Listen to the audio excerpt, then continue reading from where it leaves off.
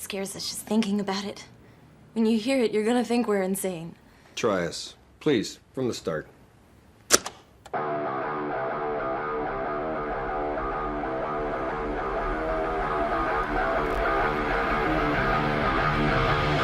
One day it was in a completely different room. It was moving around by itself.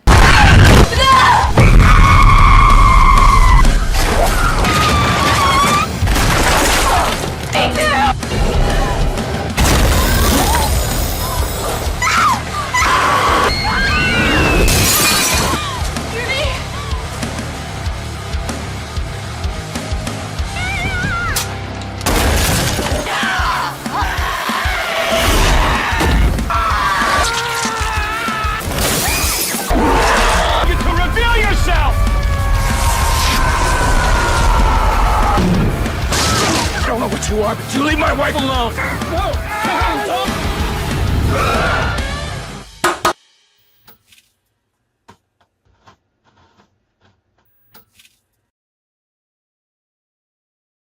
Holy hell. Welcome back, guys, to Cinema Rewind, the channel where we revisit the films that scared us, thrilled us, and rewired the way we watch movies. This week, this is episode 12, and we're stepping back into the haunted halls of one of the most influential horror films of this last decade, the 2013 The Conjuring. My name is GC, the host of Face the Movies. Guys, welcome and thank you so much for being a part of this episode. This is Tuesday night, 9 p.m. Eastern time, so you know what time it is. So excited to be here. And as always, I have my wonderful co-host, Steven from After Hours. He is running a little bit behind, so don't fret because he will be here. Loves it, lives for it, looks forward to it every week, so he should be here soon. But you know what? We got something even cooler, something even better. We've got Jordan from the Movie Den. And of course, we have an amazing guest. Guys, you know this face. You've seen me collaborate with him a bunch of times. Sorry, I can't even talk tonight. Jesus, it's been a long day.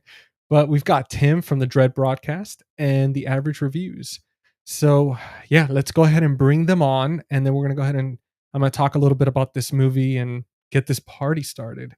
So we've got Tim. Tim, welcome, brother. Hello. Thank you so much for having me. Dude, absolutely, man. Finally get to have you as a guest. I'm always a guest on your stuff. So I'm like, yes, man, finally we get to hang out. Yeah, you've been on every episode of the Dread Broadcast so far. And dude, I love this because even though we recorded an episode for The Average, it still hasn't aired. So this is going to beat that one. Dude, even though...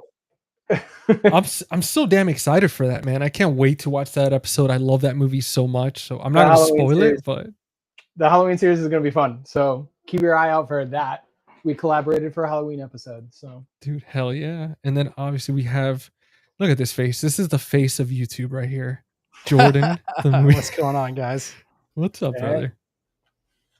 And then obviously, like I said, guys, Steven will be here soon. Right now he's here in spirit, filling up the little right side where Jordan is, but he'll be here soon. And like I mentioned, we're on episode 12 already, guys. Thank you so much for getting us this far and for tuning in, hanging out with us. We are talking about The Conjuring, and this is a movie that's directed by James Wan. The Conjuring revitalizes the supernatural horror genre. gave us Ed and Lorraine Warren on the big screen, and launched one of the biggest modern horror franchises. But 10 years later, does it still hold up the same power it had when it first hit theaters, or are we kind of pretty much burned out from it? So that's what we're here to talk about. Also celebrate the new release, The Conjuring Last Rite, which I think comes out next week. So Yep. pretty excited about that. Looking forward to it. Now, let's jump in some icebreakers. I know on the last episode, that was a lot of fun. And I know Aaron really enjoyed it. So I figured it's like, you know what? Let's do it. Let's keep doing it until we get tired of it or somebody complains and they're like, dude, it's stupid. We're tuning out. But I'm going to give you guys the option. Do you want to do a serious icebreaker or do you want to do a fun one? Start fun, go serious. Okay, let's do it. Yeah. If you had to spend one night at the Perron family house with 3 items, which is what 3 items would you bring with you if you had to spend a night there? Tim, you go first. All right. Immediately, my mind jumps to like, oh, bring a cross, holy water, whatever. And I'm like, no, all that did was piss the spirit off. So I'm thinking like a sleeping bag, a pillow, like stuff to just get in there, stay low to the ground, try to avoid any kind of confrontation, any kind of conflict, period. I'm not going to come in with the rosary and the crosses and just make things mad right away. This is not my style. I'll sit there, have a little sleepover in the living room, and hope I experience some stuff, but don't make anything super mad at me. Yeah. Try not to move too much. Yeah. What about you, Jordan? What do you pack? What 3 things are you packing with you, man? Well, I can tell you right now would be a Bible because I ain't messing with that stuff. That's some scary stuff, man. What else, dude? What else would I pack? Probably pack a snack. There we go. That's a good choice. Maybe some hot Cheetos or something, Oh. to get me through the night. And then I would bring a cell phone so I can call an Uber to get the heck out of there. To stay somewhere. So, Dude, just say screw it, man. I'm getting the hell out I'm of done. here. I'm not doing this. I'm right there with you guys. I think for sure I'd definitely have a cell phone fully charged. I'd have a cross of some kind, maybe the Bible, or just have, if I could get holy water. Fun fact, I am actually an ordained minister.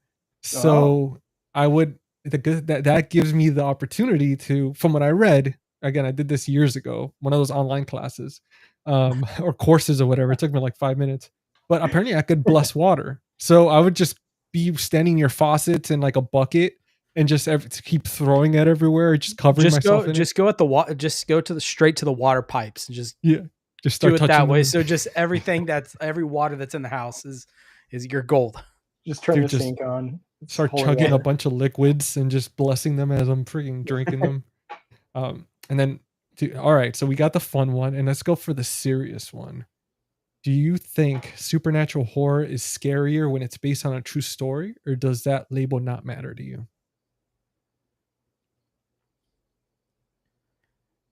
I think it depends, because like Evil Dead, for example, that's a scary movie. I remember first seeing it. It's not based on a true story, but it's scary. Oh, yeah. I think, I could say it could add another layer to it. I would say. Absolutely, man. Yeah, I agree with you for sure. What about you, Tim? I don't know.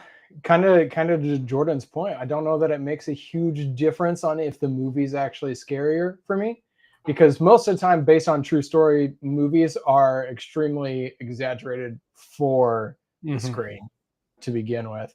I still love watching documentaries on true hauntings and stuff, but I don't know that it makes a difference on if the movie itself ends up being scarier or not. I would argue, though, sometimes some of the documentaries can honestly scare me a little more than the actual movie will itself. Good ones are fantastic. I love some good ones. Mm-hmm. Yeah.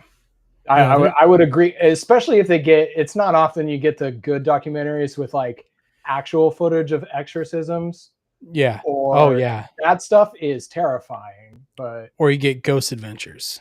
Yes, you get Zach Bagans. Zach Bagans, yeah, exactly. With that, man, I have to say, saw an orb, guys. I saw an orb. Something just touched me. He's like, I felt my hair move. Yeah, sorry. Don't get me started on Zach. No, dude. Listen, man. Like I think for me, it's both. I love the imagination that people create with these fictitious movies, but then every once in a while, these because when it says based on a true story, it's like I think to Jordan's point, to your point, Tim, that when they say that, it's so damn exaggerated. Especially watching something like, for example, I was watching Annabelle the day before yesterday. It's been a long time since I've seen it. To me, compared to the original, like the movies before that, were not as scary as Annabelle, just because of like the type of stuff I was seeing. I was like, holy hell, like this is this one was pretty intense. And even though I knew probably like 80% of it was exaggerated, I think if that movie was based on a true story, because I know the doll exists, but I don't know if that storyline with the baby and the people, and I know the Manson family, all that was real, obviously, but I don't know if they use that facts to kind of create this story for the movie or not. But definitely it was creepy as hell. But what I think these movies have the best of is in the end of it, when they show the actual audio and the footage. That's the scary part to me. The entire movie's like, oh, okay, this is kind of creepy, until they show the kid screaming or something. I'm like, holy shit.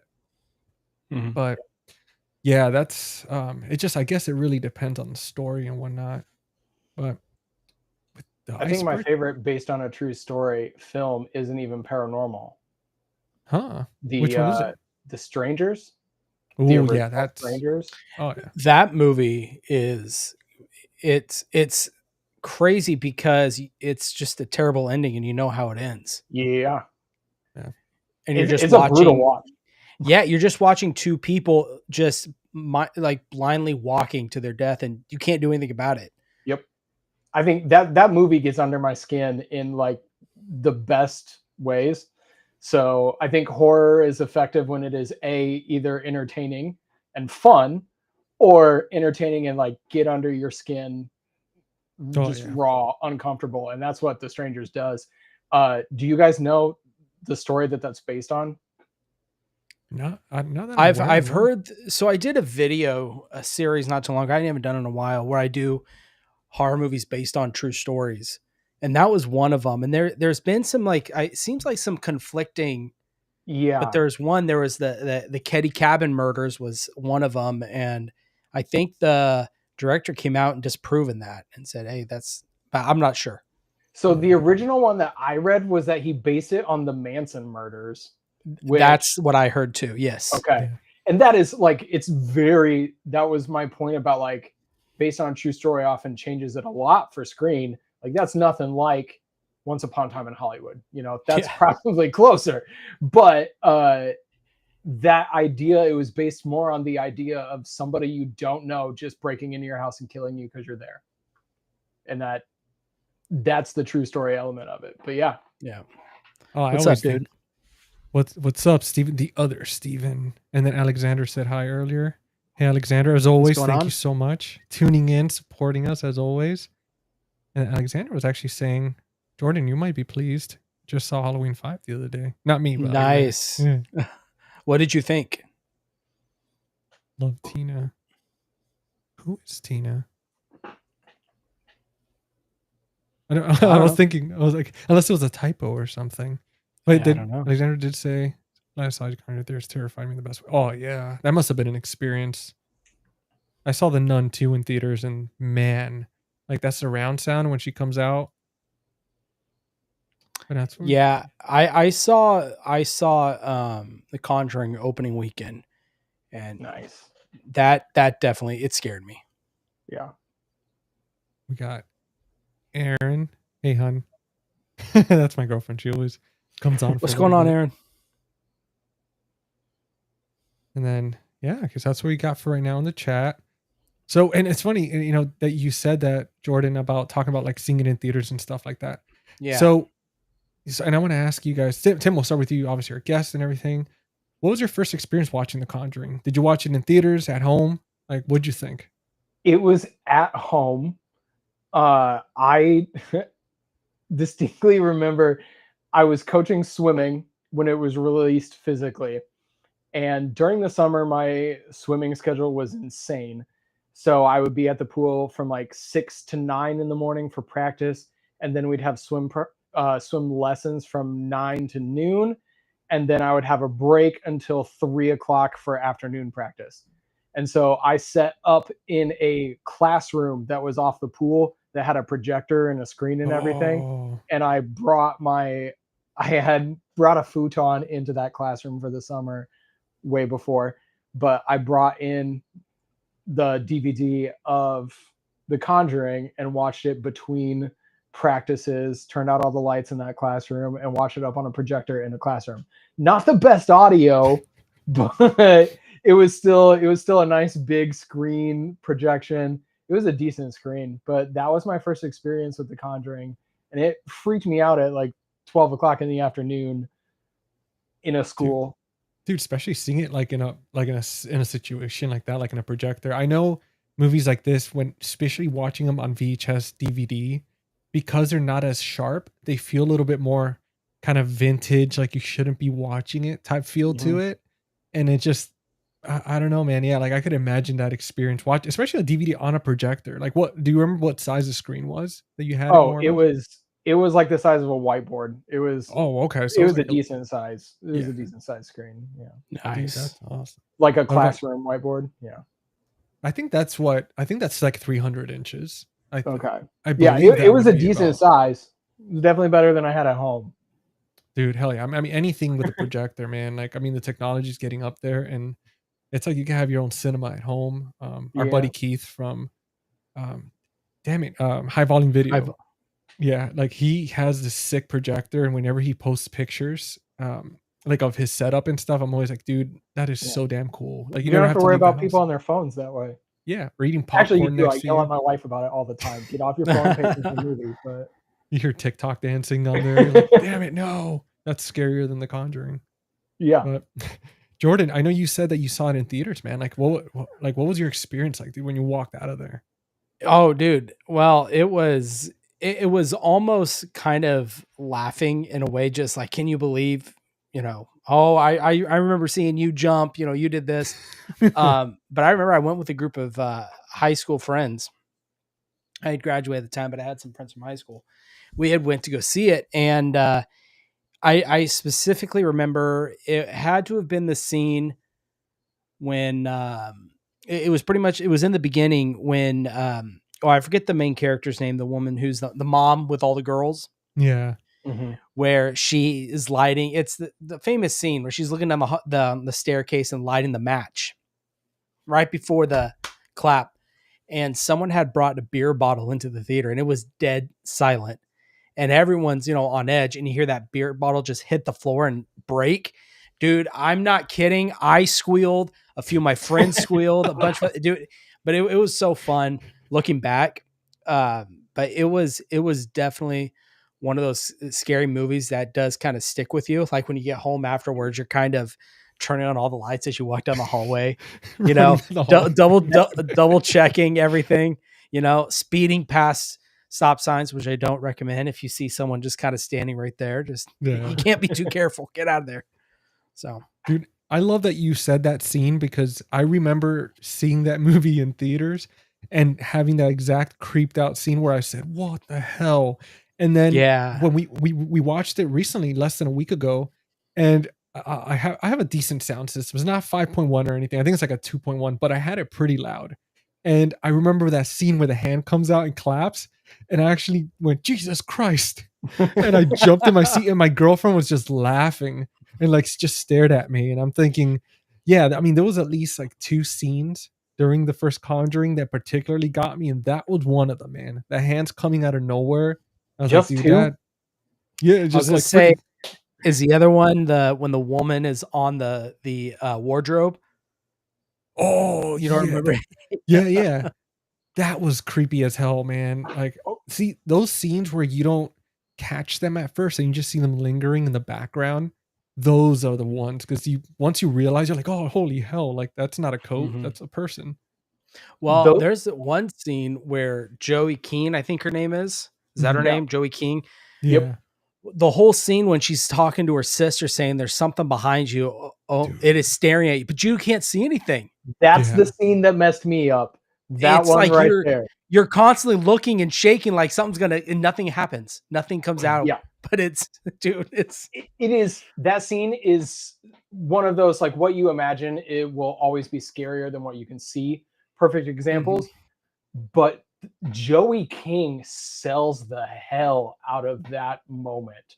Yeah. She is so good for a child at that time. I mean, she's gone on to do more and be a lot more popular now, but she sells the hell out of that scene. Dude, That scene was wouldn't work amazing. if you had a less effective performance. Like oh, that, of course. that scene gives me chills every time I've seen it. And I've seen it enough now that, like, the rest of the movie isn't as scary as it used to be. But that scene still gets under the skin because she seems genuinely terrified. Yeah. It's so good. One thing that this movie does so well that I always am on edge, and when movies do this certain thing very well, is the use of mirrors. Yeah. Those stress me out too. It's, like when they're at the medicine cabinet and they open it, the mirror, you can't see a reflection, they grab some and they close it, and you're just waiting for something to be back there, but it's not there. The scene when Vera Farmiga has the little toy and it's a spiral. Yeah, she opens, I mean, just little things like that with the mirrors. Music box, yeah. Yeah. Dude, Okay. so they do really good with shadows too. You notice in the film a lot where you don't see anything, but all of a sudden you see like that corner get a little bit darker. Yes. And it's just, I loved how they did that with such a simple effect, just makes it a little bit darker. And all of a sudden you're like, I know there's something there. And they did that through a few of the movies and it was fantastic. Well, what they do so well with this film is the use of, I would say, practical. I mean, obviously there's CGI in the film. I'm not saying that, but the use of some practical kind of gags throughout the movie, it's done really well. Just like the doors handle shaking or closing and little stuff like that. They rely heavily on those and not heavily on the whole CGI until obviously at the very end when she floats and goes upside down and stuff. But yeah, it's crazy. First in theaters, I did watch the sequel. Nice. And then we got, what's going on, brother? Thank you for joining us, man.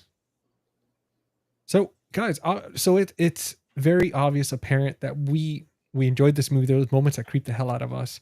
Now, how did you guys feel this movie compared to other like haunted house type films like Insidious, Paranormal Activity, Sinister? Like, would you say it's better than those? Like it hangs up Saying it's there better with than those. Sinister is dangerous. I know, man. It's like a hard one because they're both so good. They're both so good. Yeah. My hot take is I don't like Insidious. Interesting. Okay. I saw that one in theater. I had an experience with that one in theater, like similar to what you're talking about in The Conjuring. That was awesome. Where the crowd's reacting. And I remember thinking the Insidious was so scary first time I saw it. And then I watched it again a couple years ago and I was just like, no, this isn't the same movie I remember it being. But I see a lot of James Wan's growth from that movie to The Conjuring. Yeah. I see a lot of the tricks he used in that one perfected in The Conjuring. Like he tried a lot of things in Insidious and it works in Insidious for a PG-13 scare. And then he just figured out how to nail it and bring it home with the Conjuring series. So I think the Conjuring stands above those. I can rewatch the Conjuring even though it's like the scare that I felt the first time watching it has kind of worn off after so many watches, but there are still moments that give me chills, even though it's not on the edge of my seat like I used to be. So you're saying you like it more than Sinister, then, or no? They're both up there together. Insidious. Like, I should have been talking about Insidious, not Sinister. Okay, yeah, because I was gonna say, dude, Sinister to me, Ethan Hawke cannot go wrong. Oh, Sinister still is super effective and chilling. So yeah, I think for me, The Conjuring is the top dog of all those that you mentioned. Yeah. I would put Paranormal Activity. I respect the film a lot because I think personally love found footage, so I do love the film. But it's Insidious, I wonder sometimes if he was, yes, you could tell that he did perfect all of his stuff, took what he learned from Insidious and threw it into The Conjuring. But I wonder if it was, if he was able to get an R out of the film and not stuck with the PG-13, how much different, or would he be able to do, would the scares be more effective? I guess what I'm trying to say, if he was able to get an R rating out of that film. I mean, That's we'll true. never know. It's just a speculation, of course. Yeah. Jordan, by the way, man, I don't know if you noticed, but Poppin' Fresh came in. What's up, brother? How's it going? Oh, what's up, man? Hooked it up with a super chat. And he said, "Hi, gents. Jordan, I pre-ordered Bambi the Reckoning, Angel's Egg, and Lake Mungo on Umbrella Entertainment. Have a show, gents." Thank you so much, brother, for always stopping by and your generosity. Really appreciate that. The Lake Mungo from Umbrella looks incredible. It does, I'm man. so it has excited. like 3 books. 3 books. Yeah. So I am looking forward to, I do want to pre-order that, but also, I don't know anything about Angel's Egg. I know they had talked about it, but also Bambi the Reckoning, just because I like their storybook stuff they've been doing. So that's awesome. Seen a lot about Bambi's Reckoning. I'm gonna have to check that one out. Yeah. Now, I think for me, guys, I do want to say, as far as for comparing the films, man, it's hard because, especially after watching the Conjuring, like, it's up there. I think for me, Sinister, like, they're just, man, like, I've never seen anything that Ethan Hawke hasn't done that's not good in my book, and that movie creeps me the hell out. So I think those two are up there, and then for me, I would say third is like Insidious, and then Paranormal Activity, because I haven't seen Paranormal Activity since it first came out, and I haven't seen many of the other movies, so I would have to do a rewatch. But I would say for sure it's up there, Conjuring and Sinister. I think I have a hard time categorizing it a little bit, because I see the comparisons with Insidious for sure. But like, it's not just a haunted house movie. It's not just a demon possession movie. It's a little bit of both. And that kind of fits. There are other movies. I think Paranormal Activity is another one of those that is a bit of both. Yeah. But outside of that, I think this kind of kicked off that kind of, I don't know, it popularized this genre of haunted house films where there is a specific ghost or spirit that we know about, instead of it just being a spooky house. Yeah, no, it's true. I mean, it's definitely it just goes, so much more goes into it. And I always feel like I would even get confused, because my girlfriend, I think it was yesterday, she was asking me about Insidious. She was like, "Oh, isn't that part of the Conjuring universe?" And I was like, "Oh, I could see why you would think that, because it's the storyline is like you have somebody there that helps them, just like you have the Warrens and everything, and it's just so it could easily get confused between the two." Well, yeah, I mean, visually they look very similar. Yeah, Patrick Wilson's in both, so yeah, it's yeah, very that's another easily thing. confused. Yeah. Just Darth Maul's only in one of them. Right. Papa Fresh again. Thank you, brother. Man, thank you so much. You're awesome. Thank you for stopping by. Yeah, man. It's always the coolest dude. He always comes by, so generous. And I mean, we always say, man, it's so awesome to see familiar faces and people just showing up and hanging out with us on a Tuesday night. We're almost halfway through the week, so hope you guys enjoy these shows and have fun with us. And we're gonna work on like coming up with some cool stuff for like videos and stuff to pop up when we get these when we get these type of generous contributions, because obviously we want to reward you guys as well and show you something funny and cool for that. And we got, dude, speak of the devil, this is the deal I was talking about, Keith. Yeah, with the projector. What's up, dude? So you said his name enough, like Beetlejuice, and here he is. He is. All I had to say it was like twice, and it's like, there he is. So how'd you guys feel about this movie? Did you think that when it first came out and you first saw it, did you feel like, oh shit, there's going to be a franchise? Or was it something that it was going to be 1 or 2 movies and that's it? I didn't really think it was headed to franchise. When it first came out, I was kind of thinking it was just going to be 1, and then it was like, hey, we're getting a second one. That's awesome. And everything went downhill from there. But yeah, I I like the idea of the franchise. I do. Yeah. I think the expanded universe is awesome. Not really something seen that much in horror. It's kind of unique to have you have your Warren films and then your spin-off films and then La Llorona, which barely touches any of the others but is still in the universe. Yeah.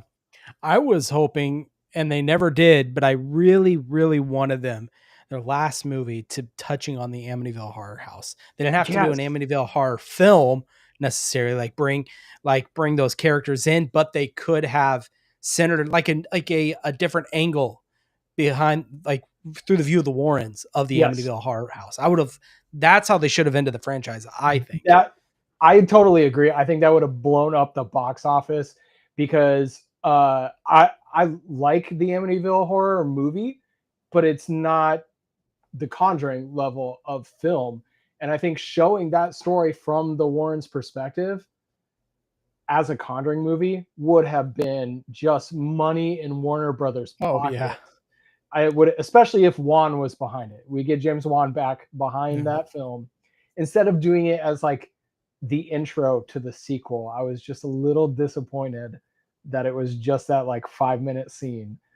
If they had done that movie, I totally agree. That would have been, I'd throw my money at it easily. Oh yeah. That's what I was going to say too. Cause Jordan, when you just brought up the Amityville, I was thinking, I was like, I just saw the sequel less than a week ago. And I was thinking, man, I remember, Lorraine walking through the house and she's like and I forgot like the character's name, but she's walking around and sees him she sees him in the mirror and she's holding the shotgun and everything. Mhm. And I was like, I could have swore they did like a good, 15 minutes or something, like doing the whole thing. But, yeah, man, I think that would have been amazing. Like, I'm a big fan of the Amityville. I have the book and all that. And like, I would have loved to see like a dedicated type story to something like that. I can't imagine that wasn't a thought that they would have done. I wonder if there has to be some rights issues Yeah. that's involved, because I feel like if they could, they would have. That's just, but I don't know. I wonder too, because I know the Ryan Reynolds one came out. I wonder if it was one of those, do we really want to go that route and do it again so soon, even though we have the original, which is fantastic. We have the Ryan Reynolds one, which is, it's definitely, it has its moments, its creepy moments, besides Ryan Reynolds running around shirtless majority of the time. But like the creep Sign factor me is up. there. Sorry. Hashtag Ryan. But yeah, man, I mean, I feel like that would have been fantastic. And there's so many other, I just feel like the fact that they're ending it with this last rights movie, it's kind of a bit of a bummer because there's so many franchises where kind of like we're ready for them to die. But with this, there's so many like stories, so many stuff. Great stories. So many great stories that they investigated that they could honestly keep going with this as a series or even like a TV show, like something. Do you think they'll really finish it, or do you think give it 10 years they'll come back? Man, it's going to be hard because I wonder if the original I wonder if the original actors are kind of just tired of it. I mean, being involved with that negativity all the time, it takes a toll on you. Especially but I hope something happens and this movie does so well that they decide to maybe branch off to more of those kind of Annabelle type stories where maybe there's something else lurking. I still wanted the Crooked Man from. I was just going to bring film. him up. Yeah. I love the Crooked Man, and they were like, we're working on it, and then 10 years later, we still don't have a Crooked Man. But when I saw that was like Slender Man type. Oh thing. yeah, that was so good. The bowler hat and the mouth, that was my vibe. Yeah. Dude, like I'm hoping this movie does well and they kind of change their minds. I mean, I'm wondering why they would abandon such a franchise. Do you know what done case? So well? Do you know what case this one is based on? So which one? The Crooked Man? No, the final film, Last Rites. No, I know it's the one that made them stop doing what they did. I don't know. See, I'm nervous because the trailer didn't Okay, in comments, I agree. Ferryman from Annabelle 3 was another great. That would have been a great spin-off character. What? It's been a while since I've seen that. I It- I I'm one of the few that likes Annabelle 3 more than the other two movies. Was Annabelle 3 the one where it centers around their daughter in the house? Yes. And she Yes. has like a sleepover. I saw There's that a one babysitter. time on streaming. Yeah. See, I really enjoyed that one because it was fun. It had some good creepy moments, but it was a fun movie. Kind of seeing it all from the daughter's perspective, living inside this house with creepy objects. There were some good scenes, and I agree. Ferryman was definitely a standout because you just hear the coins drop and roll across the floor, and that led to some great moments. But I was curious about Last Rites, which case Last Rites is based on, because I like to watch some documentaries about the actual case before the movie, because I know the movie's going to change stuff, so it doesn't spoil the movie that much. But I like to actually know the case going into it, and I've watched documentaries on all of the other 3 cases, and they're all fascinating. What's going on, Chris? What's up, dude? Look at that sweet prince. He stayed up past My his baby. bedtime just to Amityville, Schmamityville. Oh yeah, he doesn't like Amityville Horror. Shamityville. Oh yeah, spin off the Ferryman. Yeah, I spoiled that one. Sorry. What if I could see them doing like a streaming show. Yeah, I could see that. If they, not that I would prefer, not that I would want it, but would you guys want a prequel? Like kind of seeing them when they were younger, when they first met and all that stuff and started doing it in the beginning? I'll be honest, I wouldn't mind the streaming show because we don't have much like that. We don't have a paranormal horror based show that isn't reality TV type stuff, kind of. Well, I was thinking, isn't more like American Horror Story, where I can't think of what the word is. Yeah, where each season is different. You know, based on something real. Yeah, it's like an anthology TV show. Yeah, that's not an anthology. And if you do it as a TV show, keep it mini series, like 4 episodes based on the same case that tell the continuous story, 4 episodes per season, hour each, and that gives you an opportunity to also recast Ed and Lorraine and make them younger again and tell some stories. I wonder if they just didn't touch Amityville because it's such a well-known story. They didn't want to touch it because even The Devil Made Me Do It isn't a super well-known story. So they went that direction instead. The Last Rites, we don't know the story at all. I can't think of it. I just asked you guys, and outside of the marketing, we're not sure what the actual story is. Yeah, I have no clue. So they tend to go for those cases. So I think that's probably why. But I would watch a short season of a streaming show. I would tune in for that because, especially if you release it like one every October, and every week in October we get to tune into Ed and Lorraine on a new case. Sign me up. Dude, absolutely, man. Like I wish they would do something like that, kind of, change things around a little bit. And I did want to touch on what you said about that movie, The Devil Made Me Do It. So saw that one recently as well. Did a little bit of a binge. Every day I picked the movie, watched it. And man, I want to say that there's a scene in that film where before the guy becomes possessed, where he's at that animal shelter house and he's fixing the guy's radio, the owner of the shelter. And like he starts freaking out because he starts seeing he see him turn into a demon and try to take his girlfriend or fiance. And that scene where he runs in that hallway where the kennels are, and the lights, I don't know where, you just hear the lights shut off and it turns red and you hear the music blasting. Dude, that scene was so goddamn good and so creepy. I remember watching that and thinking to myself, dude, this movie, like if they're going to go there and go that dark, and then obviously with the possession with the kid contorting and everything, I was like, man, this is incredible. Because I saw behind the scenes of that, and man, I just wanted to bring that up because you mentioned it, and I was like, man, that was good, man. I haven't seen that movie since it came out because I remember enjoying it, but being slightly underwhelmed by it, thinking it was kind of Yeah. like a Paranormal X-Files case. Yeah.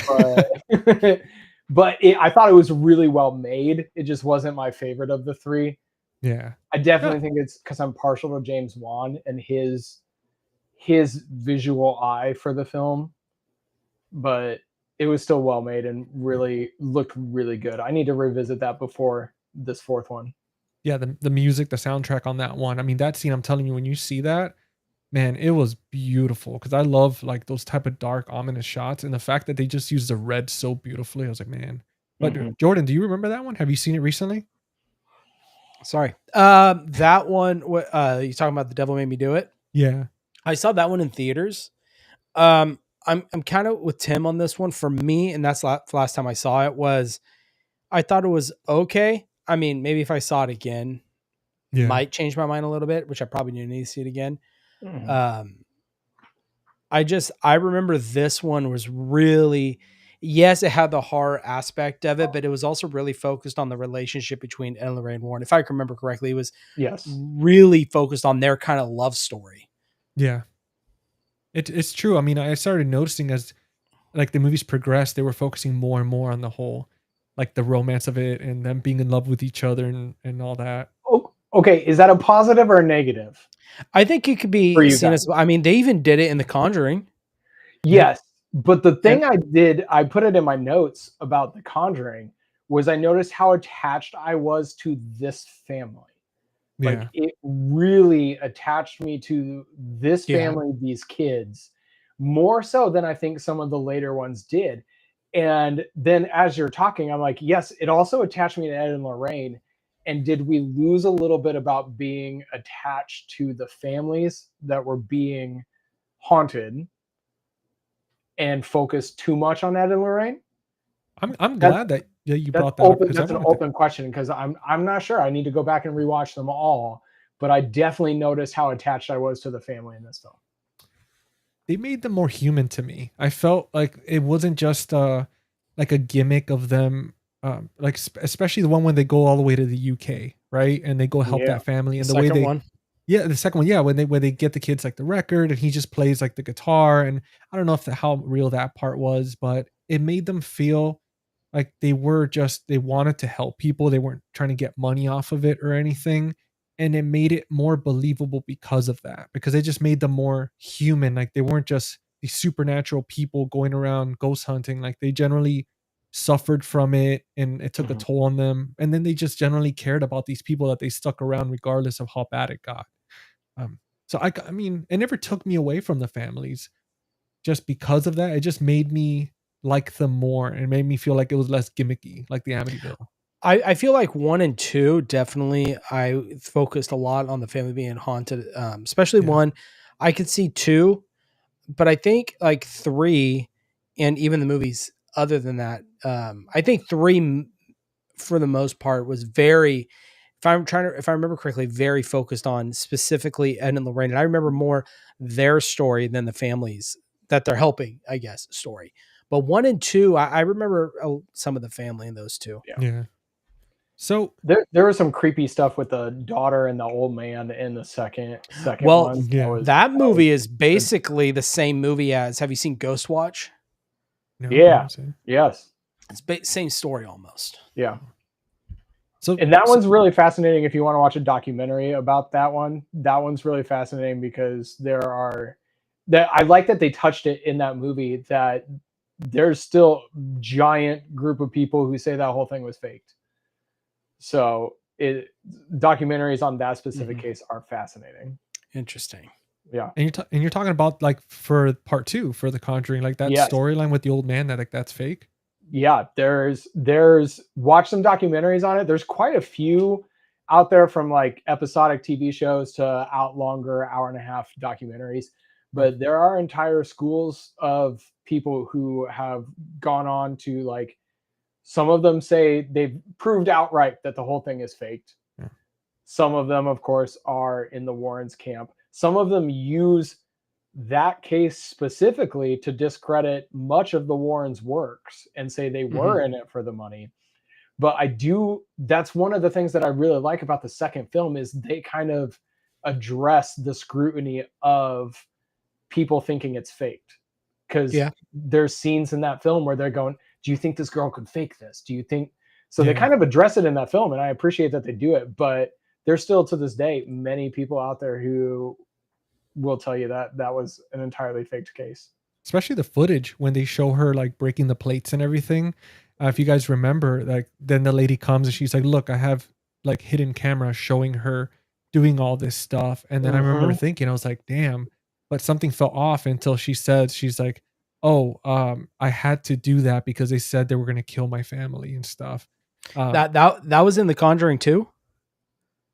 Yeah, with the when they go, with the little girl. I've seen Ghost Watch since like more recently, so I thought you were talking about that's literally what happens in Ghost Watch. I'm not like it is in lockstep with that film. I'm pretty sure. Is Ghost Watch based on the same case? I think it is. Yeah. It has That to would be. make sense. Oh, speaking of, he is no longer a lingering spirit, but he's actually here incarnate. And we've got Steven from After Hours. Hey, there he is. What's up, guys? Dude, did you guys coordinate Always on the outfits? grind. What a intro. Dude, I was saying, I was like, you're here in spirit, right on the right there next to Jordan. And all of a sudden I was like, oh, speaking of him, look at, there he is. The Warrens brought me back. There we go. Which is impressive because they're gone. Yeah, that's true. Listen. Dude, you made it right on time, man. We're just getting into like the storylines, the characters. Oh, awesome. So, okay. Yeah, so you didn't miss anything crazy. We just did the icebreaker. We just did quick little first impressions, and that's pretty much it, man. So, I mean, you made it right on time. Awesome. But Steven, now that you're here with us, we're going to do a quick little rewind as we do here. And dude, I wanted to ask you your first impressions with The Conjuring. Like, first of all, did you see it in theaters at home? And then, like, what were your thoughts after seeing this movie? So I actually saw this movie back when I was up at school. So I just remember at the time I went to the movie theater to go check it out, and there was no one that was there for the weekend. Like none of my roommates at the time were there, and I went to the movies, had a blast seeing it, and then it was like after that point, letting it sit with you, and you're all by yourself in this townhouse. I was like, oh, I think this was a really bad idea. Was it all the lights on situation? Yeah, I was like, I literally, as I'm going downstairs, I was like turning the lights off as I was going down to my room. I'm like, okay, well, I'm good on The Conjuring for a while. Yeah, this is how it ends. This is my nightmare. Oh, we got there you go. Yep, how you doing, he's man? here. Told you guys, you see, I mean, that's it, man. Steven, you know, even if he's a little behind, he's gonna be here. Look at him. Listen, I'll come through, I promise. That's right. I mean, I was telling everybody earlier, I mean, this is something we all look forward to every week, hanging out and stuff. Absolutely. So like, he's gonna be here. Now, dude, so telling us about your first experience, I want to ask you guys, so with this Perron family, right, with the first Conjuring, did you feel like it was an authentic type story, or did you feel like it was kind of one of those horror tropes type situation? I thought it was pretty authentic.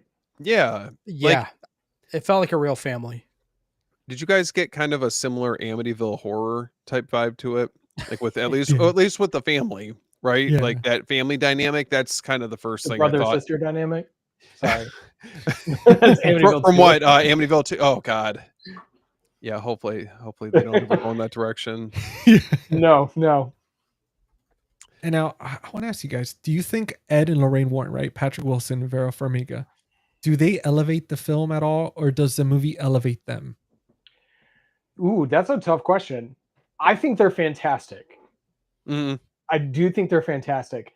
But I will say, like I said a couple minutes ago, I noticed how attached I was to the family in this film. Yeah. And I think the family in this film is part of what makes this specific one so good. Yeah. Is the surrounding cast. Because if we didn't have additional movies with Ed and Lorraine, I might phrase that differently, but I do think the supporting cast of this film elevates this film. I think it does. I think that the family, you know, becoming a little bit more like you feel like it's like a little bit more intimate with getting to know the family dynamic that they have, and obviously like the Warrens come in to the picture, and kind of what that dynamic looks like amongst the Warrens and the family itself. But yeah, I think for this one, the character development feels probably the strongest out of all of them across the board. Mhm. I would have to agree. And I was just thinking, I mean, you can easily, I could see, let's say the first movie happened, you could easily make sequels of the film following that family, Mhm. sequel movies following the family, if anything else happens to them, just as you could the Warrens. So that's why I think the family is so important to this movie, and they do a really good job at making the audience feel for them, understand them, feel like Mhm. they're a part of the family watching it. So I love what Jordan's saying. I actually put that in my notes. One of the things James Wan does so well in this film, in all of his films, he's excellent with the camera, with camera movement, and Mhm. using the camera to tell a story in ways a lot of directors don't. But I wrote in my notes, I said, there is so much camera movement in this movie. It's amazing. Mhm. Just instead of static shots, he'll just pan a little bit. And it gives the viewer the sense that you are there. You are peering around corners and wandering down the halls with these Yeah. characters. Mhm. So it also gives the film a sense of forward movement and avoids feeling like a set at any point. And I think that goes to what we're talking about kind of elevating that family dynamic and making it feel authentic. Is his choice of camera movement in there, I think, lends authenticity to the set that they're on. Mhm. His choice to move fully around that set makes it feel like a real home, as opposed to you shot this on a soundstage. It feels very immersive, like the Yes. way that he directs, and there's certain editing choices, the cinematography decisions that are made throughout this movie. It definitely feels like almost like the house itself becomes its own entity. You know, you're like trapped. Like once they actually, you get further into the movie, but they feel like they're. It's almost like claustrophobic feeling. Mhm. Yeah, I noticed that, and Tim, you made a good point. Yeah, there's a scene, and I was watching before we started this, and I did make a point and noticed it. It's a scene where the little girl's playing in that, basically playing with the character of Rory, and you see the POV shot of her walking down the hallway, turning that corner and revealing that she's talking to someone, but it's a first person shot. Well, it's little things like that. There's a lot of cool little side pans, little dolly shots. It's Mhm. very very cool. I Yeah, when love she that. Go ahead, GZ. oh no, I was gonna say when she goes upstairs and you see the camera kind of panning and it's like looking at the Warrens downstairs, Mhm. that one scene, dude, I mean, that's fantastic. And to what Steven was saying earlier too, as far as for making it feel claustrophobic, I mean, even to the point where you feel like the house is almost breathing. Like in Mhm. certain scenes, it's like it just has that like wah type feeling.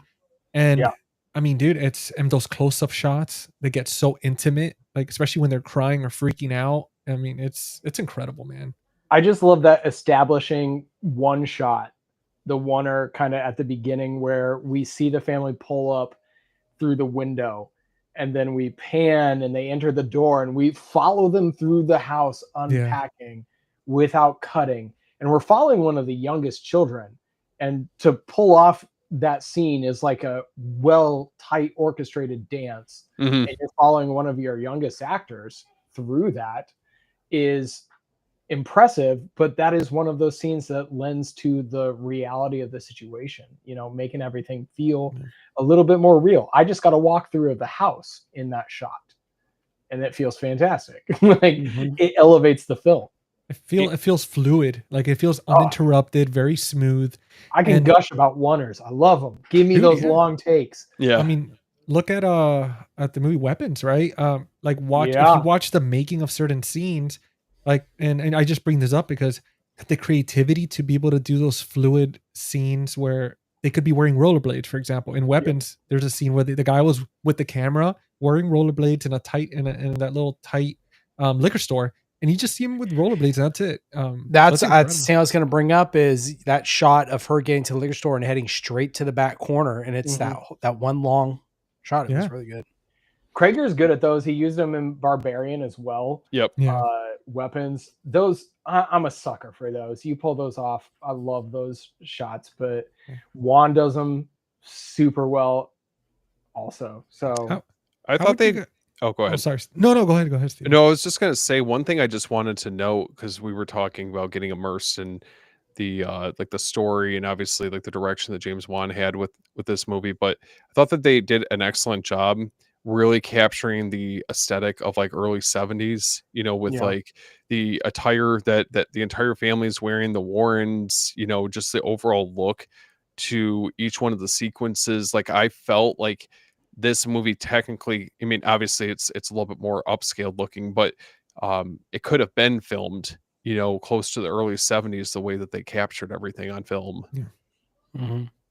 The only thing that stuck out to me that I felt like didn't belong, this might just be me because I've always seen him in Office Space, but I feel like Ron Livingston, like as like Roger Perron, I don't know, he was the only actor there that I've seen him a ton of stuff. He's a great dude, but I felt like he didn't belong in this movie. I feel like good.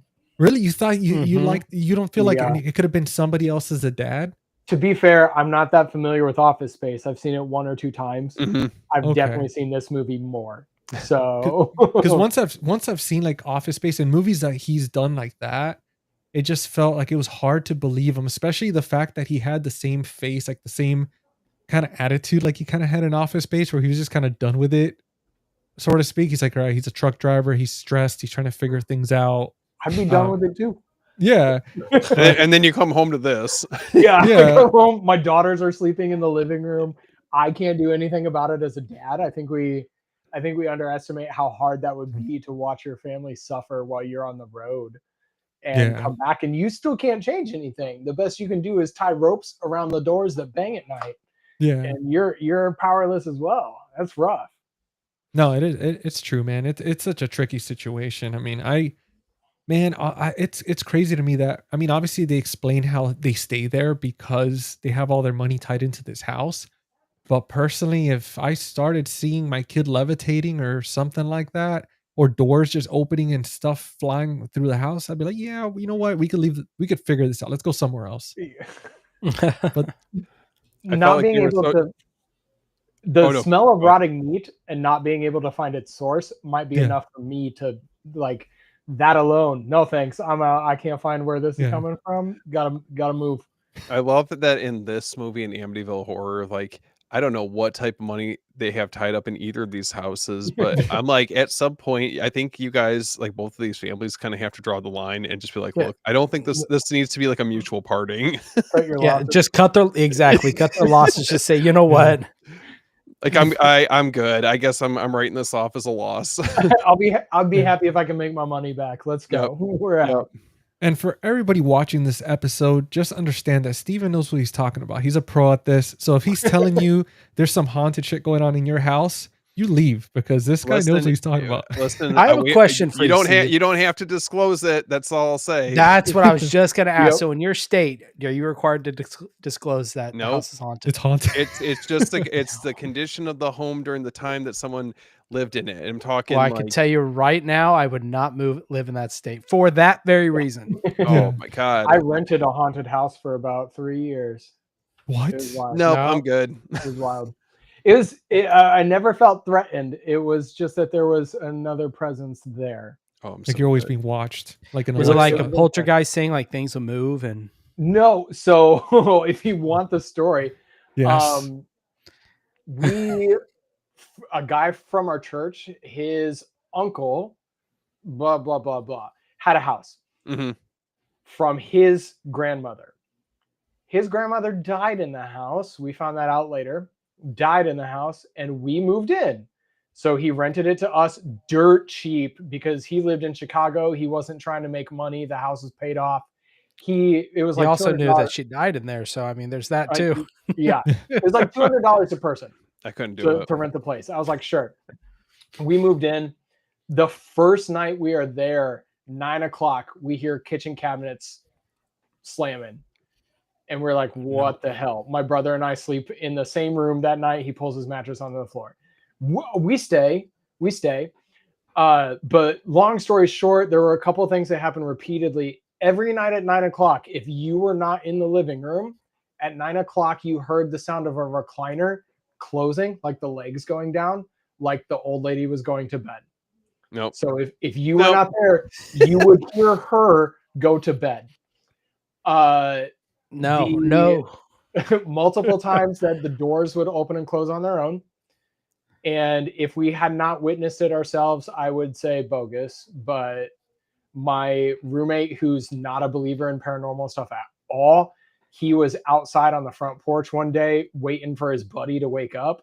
And he heard the front door open and close. And it is like, hey, nobody's there. He goes inside and his buddy's still asleep. So that the worst one was there was a bathroom that had a sliding door. Mm-hmm. And my brother ran in one time. He's home alone. He's the only one that time. Runs in, uses that bathroom, slides the door shut. And while he's in the bathroom, the door presses in like somebody's leaning on the other side of it. Ooh. And he hears somebody say, "I'm glad he didn't see you." And that's it. I would have passed out. He moved out. He was genuinely terrified from that moment. The only other weird thing was I had like a toddler, 3, 4. I don't know what talking toddlers are like. But like brought paper plates for people who were here eating, and she brought out a stack of plates, and there was one extra, and we were like, "Who is this for?" And she said, "For grandma." She didn't know that grandma died in that house. Oh. And hold on, because I feel like kids are a little bit more in tune with that type of stuff, and that's what you like when you were talking about that type of stuff. I'm like, I mean, we're not able to see what they're capable of seeing, Right. at that age. Well, it's almost as we don't have to get too spiritual, but I mean, it's almost as if they're more innocence that you have, the less tainted you are. And even animals, you hear about animals being able dogs being able to see things. So, I mean, dude, that is, so that's my haunted house story. I never felt threatened, just felt like there was something there. So it was a weird time. Dude, I gotta say, first of all, Tim, I am loving the fact that we were able to, I was hoping, because that was a question for me I didn't want to ask you guys, since we're talking about obviously The Conjuring based on a true story. But dude, this is the first on the series that we have somebody come in and be able to give us like a ghost story like this. I wanted to ask the people who live there now, but just walking up on the door to the strangers and being like, "Hey, I used to live here. Do you?" Oh my god! For you guys, what? Oh no, go ahead, Steven. Oh no, I was just gonna say, there was a house that's next door to us, and the house, I actually ended up listing the house. This was like within the last year or so, and I just remember going through, and I was getting everything set up in it. We were over there getting everything cleaned up, and we have Michigan basements in older homes here. I don't know if you guys are familiar, it's just lower ceilings. It's more so for storage. It's not really you couldn't really go in there and finish the basement out. But I will never forget going down there, and I just felt so uneasy because someone actually had died in the home before. Still kind of not exactly clear on what happened, but there's always been some weird stuff with that house as far as what's going on with it. And I'll never forget, my wife and I were down there kind of cleaning things up, trying to make it look as presentable as possible to list. And I go down there and I was like, I'm not comfortable with this. And I'm never like that. You know me, I've seen countless horror movies, but when it comes to the real stuff, or just kind of trusting your gut on things, I'm like, I don't feel comfortable with this. Do we want to go too deep into this? I've got some questions about some deep real life stuff. If you want me to go there, listen. Steven was running a little behind, so we're gonna make it up to him, and we're gonna go there, guys. If you're watching this, comment if you're enjoying this. Let us know your ghost stories. And we actually summoned someone that's big into the horror and spooky. What's up, Aaron? Thank you so much. Aaron. What's up, dude? Thanks for he was our previous guest, so came to say hi and hang out. But yeah, dude, let's go there. Okay, I'm curious now. All right. For anybody who's paid attention to my show, I'm a Christian. I believe that the spiritual world is a real thing. It affects us daily more than we realize. So I do find haunted paranormal movies tend to freak me out more. Yeah. I'm not going to mess with a Ouija board. Hell no. No. Staying out of that. I'm good. I believe that is inviting negativity, literal demons into your life. Not going to touch that. But there's that reality as well. But I also have heard, and my favorite theory, kind of on ghosts. So if you ever watched Ghost Hunters back in the day, I loved that show. But they had different categories of hauntings. They had the residual haunting that is like a memory, and then they had the intelligent. And the way somebody described a residual haunting to me has stuck with me forever, and I kind of believe it, especially after living in the house that I described, because the stuff I experienced was more like a memory than an interaction, personally. And someone explained to me that all living things give off energy the entire time they're alive. You give off energy forever. And they kind of explained that ghosts, in some cases, are like stars. We see their light long after they have passed. Yep. So we experience sounds or whatever long after the energy, the being is past, the energy they created lingers. Not stays forever. It's not intelligent, whatever. But that's why we might hear noises, why we might experience little things that don't seem intelligent. So I'm asking kind of where do you guys stand on that? I'm not saying I think that makes sense to me, but I don't know if I fully buy it. Also, like I said earlier, I'm a Christian, so I fully believe there are also evil things out there. Oh, 100%. That are here to mess with you. And I think those are different. I think those are more malicious on purpose, or they don't seem malicious up front. There's, after we answer this, there's something that I want to bring up, because jumping off of what you're saying, there was like an incident that happened, but I'll let you guys obviously like chime in and this conversation could get real deep, guys. I'm gonna tell you right now. Listen, let's do it. Why I asked if it was okay. Dude, let's do it, man. So I'm in the same camp as Tim. For the most part, I'm a Christian, and so I do believe that. Look, I think, and some people might not believe this, and that's fine. You know, I think everyone, like you said, especially if you are in that camp as a Christian, every human everybody has a soul, I guess is what I'm trying to say is. And so there is that other aspect realm, other realm that we live in. And I mean, you even look into, certain scientific discoveries, they're discovering, okay, maybe there's more to what we always thought was. I've heard things, aliens really, no, we don't think they're actually, they're internal dimensional type of beings. They've always been here. They kind of pop in and out, but they're still here. That being said,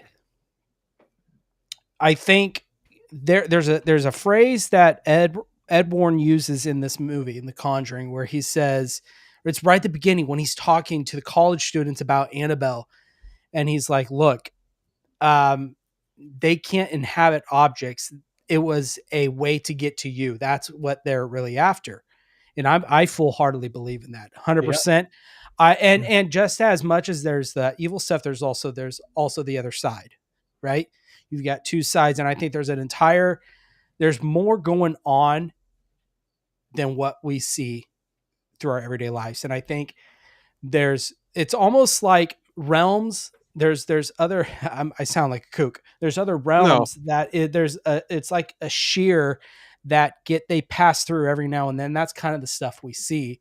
And it's perfect example, as you see, like when younger kids, they can see that stuff. When people are about to die, they say they see things. Yep. Man, I'm getting chills talking about this. This is crazy. My grandfather had like a 2-month slow descent to death. And in those last couple of weeks, he would reach out while laying in bed. to something we can't see. Mm.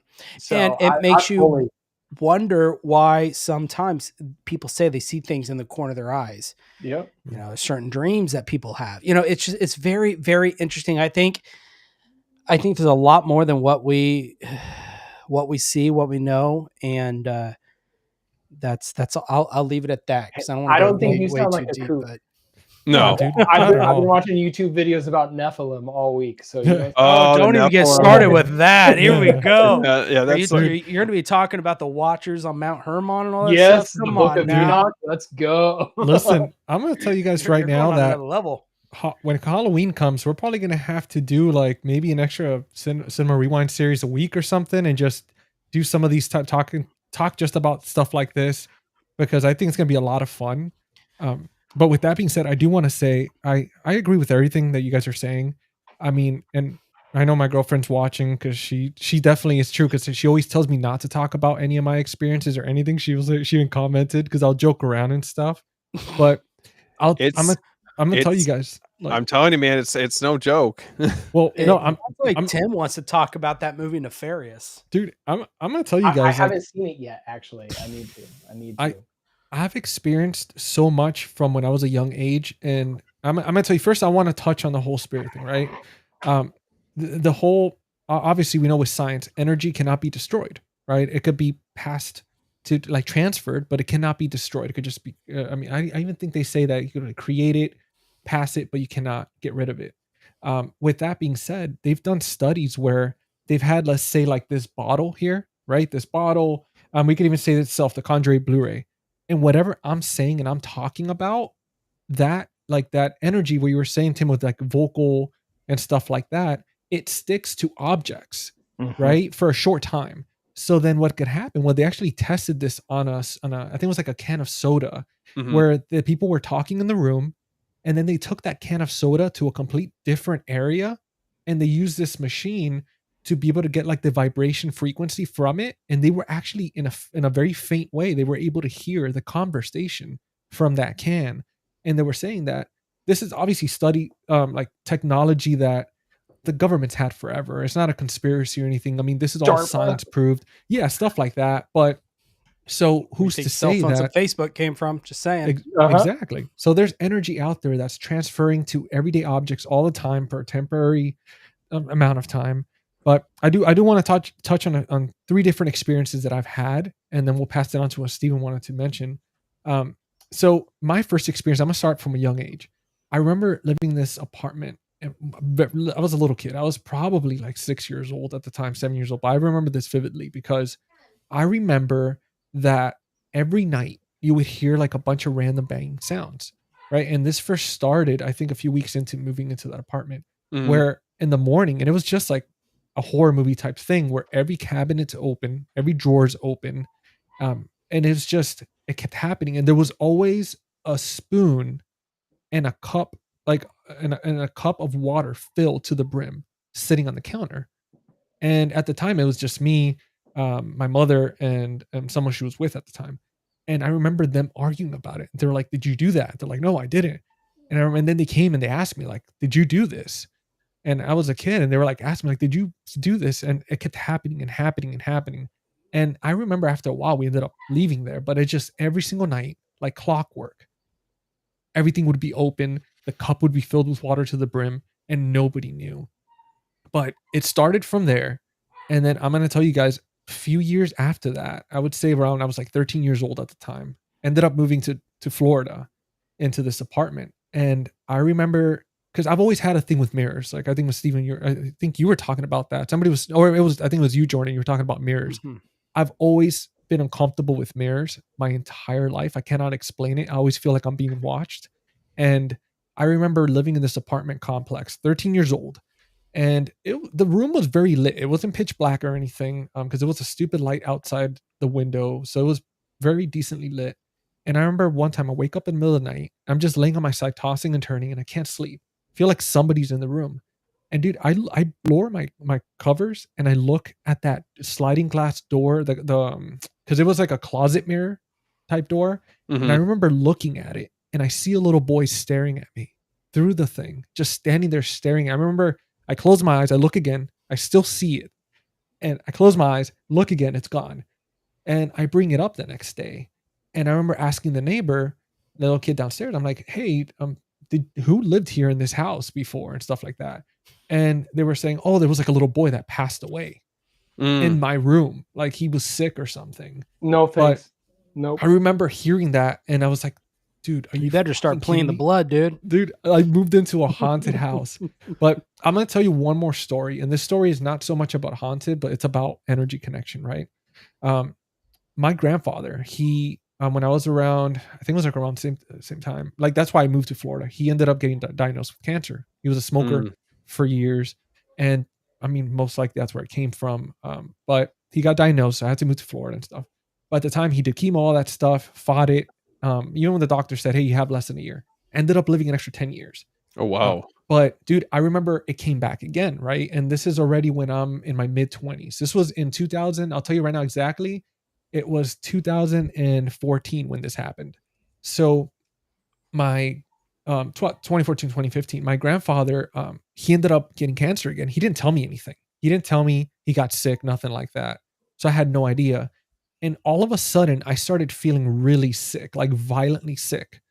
And I couldn't figure out what was wrong with me. I woke up and just one day I was out of it. I felt like I was literally dying. Went to the doctor, went to the hospital, literally 2 different places. They ran all these blood work, everything. And they were like, there's nothing wrong with you. And I kept telling them, I'm like, look, I'm not having an episode. I'm not having a panic attack. Like I'm generally feel like I'm dying and I cannot explain it. And this happened for exactly a week. Let me tell you guys something. After that week exactly, I get a phone call at 4 a.m. and it was my grandmother. And she tells me, hey, and this was literally on my birthday. Like he passed on my birthday, like in the middle of the night. And I get a call and she's like, hey, your grandfather passed away. Don't worry, he passed peacefully, but he passed away. So just want to let you know if you want to come and say goodbye. Literally, when I found out that morning when I got up, I was no longer feeling sick at all. It's almost like it never happened. And I firmly believe that something was telling me that like it was preparing me to accept it by having me go through what he was feeling for me to understand it and to be able to be like, okay, he's gone to a better place. But man, like We it was started insane.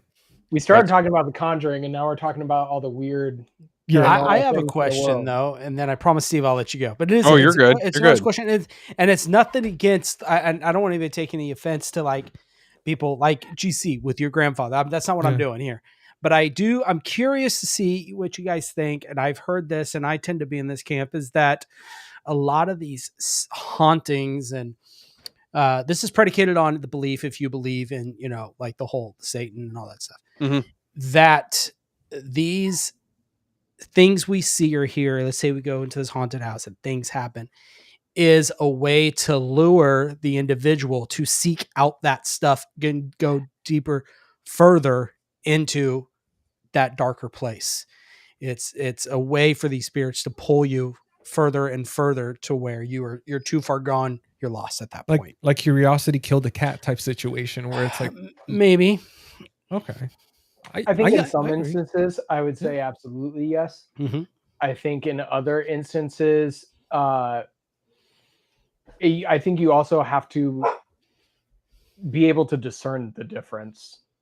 Well, right. Good discernment.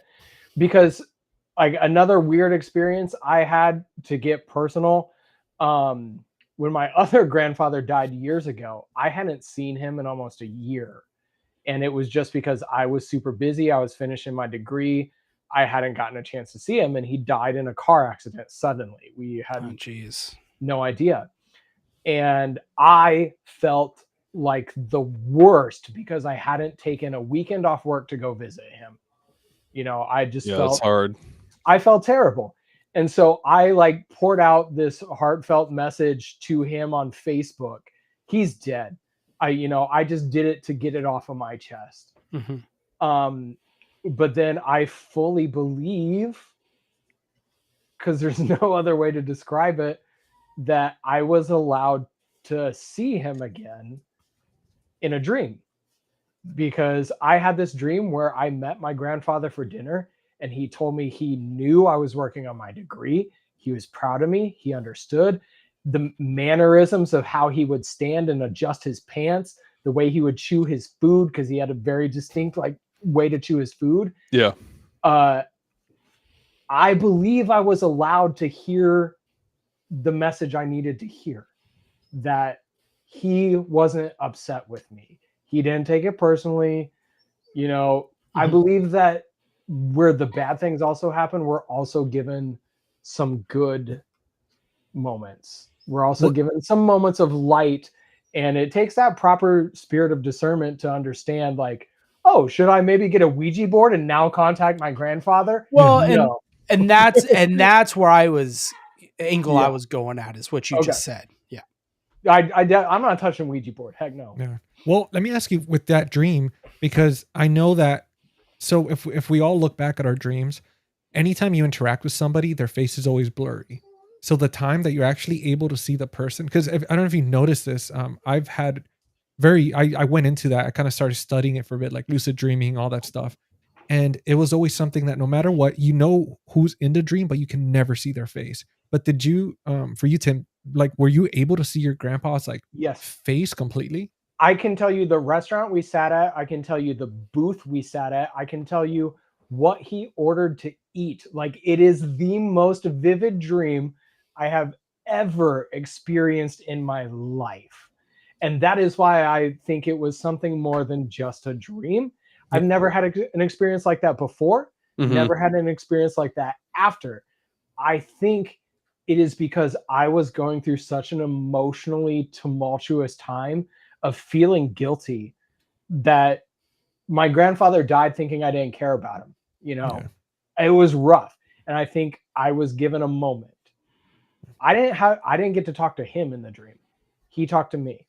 And it was like, I'm proud of you. I know you're working on your degree. Don't worry about it, between bites of food. And that was it. And that was all I needed. And then I was at peace with losing him, you know?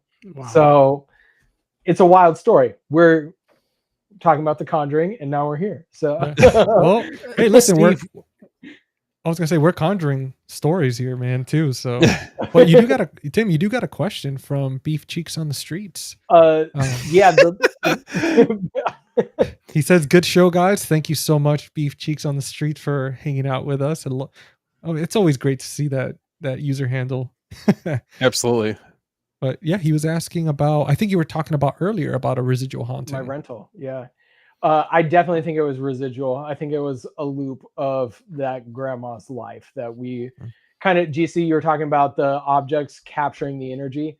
Yeah. And I definitely think we were just kind of hearing the residual effects of every night going to bed. You know, Jeopardy's over, close the recliner, head to bed. Yeah. I think that's what that was. I don't think she was there in spirit.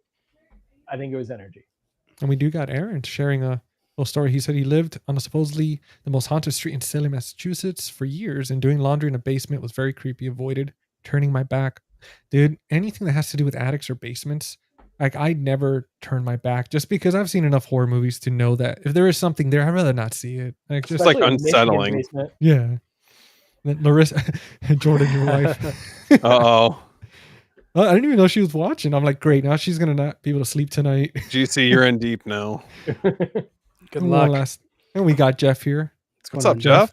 Thank you, Hey, buddy, Steve, for joining you were us. gonna share something. Yeah, go ahead, brother. Yeah, so kind of jumping off of like what you guys were talking about earlier. So I kind of wanted to get your feedback on this, or just anyone that's joining us tonight. But so not to obviously get on like a down note, but my dad had passed away back in 2011, right? So fast forward to a number of years later, and my brother, it was seeing someone at the time who was very like, I want to say very in like, I don't want to say in tune with more spiritual stuff, but like kind of more in the know about it, and would seek out like mediums and psychics and things like that. Okay.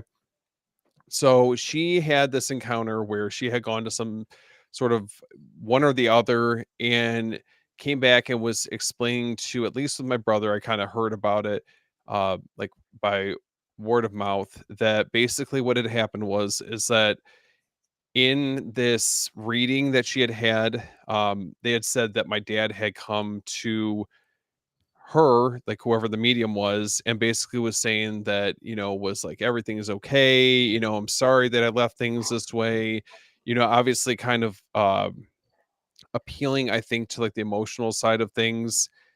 And the more I started reading into it, so like first impressions of it, I'm thinking to myself like, oh, that's crazy, but why her out of all people?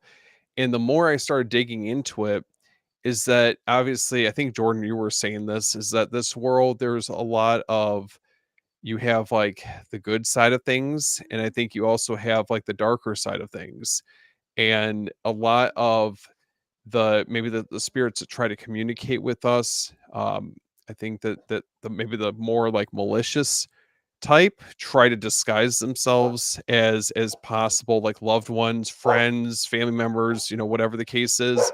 Yeah. And yeah, so I can't help but wonder if maybe that was something like that might have been happening. I'm not sure, to be honest, and I still question it to this day. um yeah, it's something that obviously, as much as I would love the idea of that connection with somebody that's passed on, I also think at the same time, it's like, I just don't think that if someone has passed away, that's the way that they would be trying to communicate, especially with it being someone that's not one of us, if that makes sense. But Yeah. I don't know. What do you guys think? I mean, I'm Uh, not trying to like, obviously it's a tragic situation, but I'm more so curious, like your guys' take on what that could have been. I'll Look tell at you the- what I think. Sorry, go ahead, GC. You can. No, go for it, brother. Okay. As we had talked about, and I kind of mentioned too, I'm kind of in the same belief as Tim here. It does say, if you take stock in this with the Bible and stuff, it talks about how we are not supposed to be seeking out those things. We are not supposed to be trying to talk to the dead. It's things like that. That's not something we should be doing. And so that's why I try not to do that. And I think there's a reason why. There's a reason why we're not supposed to. And Mhm. and I think, and if you believe that, there's a reason that it's said not to do it, because that wouldn't not be laid out if we couldn't, I guess Yeah. is what I'm trying to say. I know. So I strongly believe, because that just opens up to so much stuff. Anything, it's like opening up a door, we don't know what could come through. Yes. And sometimes it's better just to not open that door. I agree. So And I yes, I agree with you guys on that. I agree with what you guys are saying, and I think kind of the key distinction that I'm hearing here is the difference between seeking it out ourselves versus, so in my case, like having the meal with my grandfather after his passing. I wasn't seeking that. Yeah. That I fell asleep, I saw that, and I woke up. Mhm. It wasn't me trying to commune with him intentionally. And I think that is kind of the distinction that's happened here, because even if we're going biblically, angels and God communicated with people often without them seeking him. And I think that is a key distinction. If we are seeking to talk to somebody on the other side, we're asking for problems. Mhm. Well, If you intentionally knock on that door, you better be prepared for what's answering. Whereas I still believe, positive spiritual things can affect you without you seeking it out. And I think that is the difference. Sure. I think that is the key difference here, is the invitation. And I think that's one of the key things about possession, is there has to be an invitation at some point. Mhm. You have to accept, you have to seek it. So I think that what I'm hearing is that key distinction there between seeking versus experiencing. well, I also wonder because Jordan touched on something earlier, right? The whole thing about getting lured in. I know sometimes for my experiences, every experience I've ever had, I've just been minding my own business. I can't say that I've been in a certain mental state. Because I do understand that, especially when watching these movies like The Conjuring, you tend to notice a lot of these families, a lot of these people that are experiencing stuff, they've kind of have something going on, right? Where they're mentally vulnerable because they're either stressed, feeling down, or something's happening where that vulnerability, they kind of get lured into it, right? Because one thing I was thinking about, like again, like Jordan said, that there could be the chance that maybe when we're going through something, it's a perfect opportunity, which it happens in, I forget which of the Conjuring films. It happens where the person with this demon or whatever, it disguised it. Oh, actually no, I think it was with Annabelle, Mm. where it played tricks on the woman and tried to trick her to give her soul by hiding the baby and stuff like that. Well, I always think, I was like, maybe if we're in a certain state where we're so stressed and we're like almost like in a desperation and we're not aware of it, like it's a subconscious thing, we open ourselves to kind of a beacon, like almost like turning on a little light to where there's other things out there that are kind of just looking for that and saying, I'm gonna take advantage and I'm gonna disguise myself as this and that. Because I mean, it happens with like supposedly with Ouija boards, right? They always say don't use them because who Nope. you think you're contacting, it's actually somebody else pretending to be them. And once you open that door, like Agreed. Jordan said, man, like you're flooding. You don't things know what's in. going to be coming in on that other side. That's the thing. Well, and also, I mean, sharing these, true stories and all this stuff that we've experienced.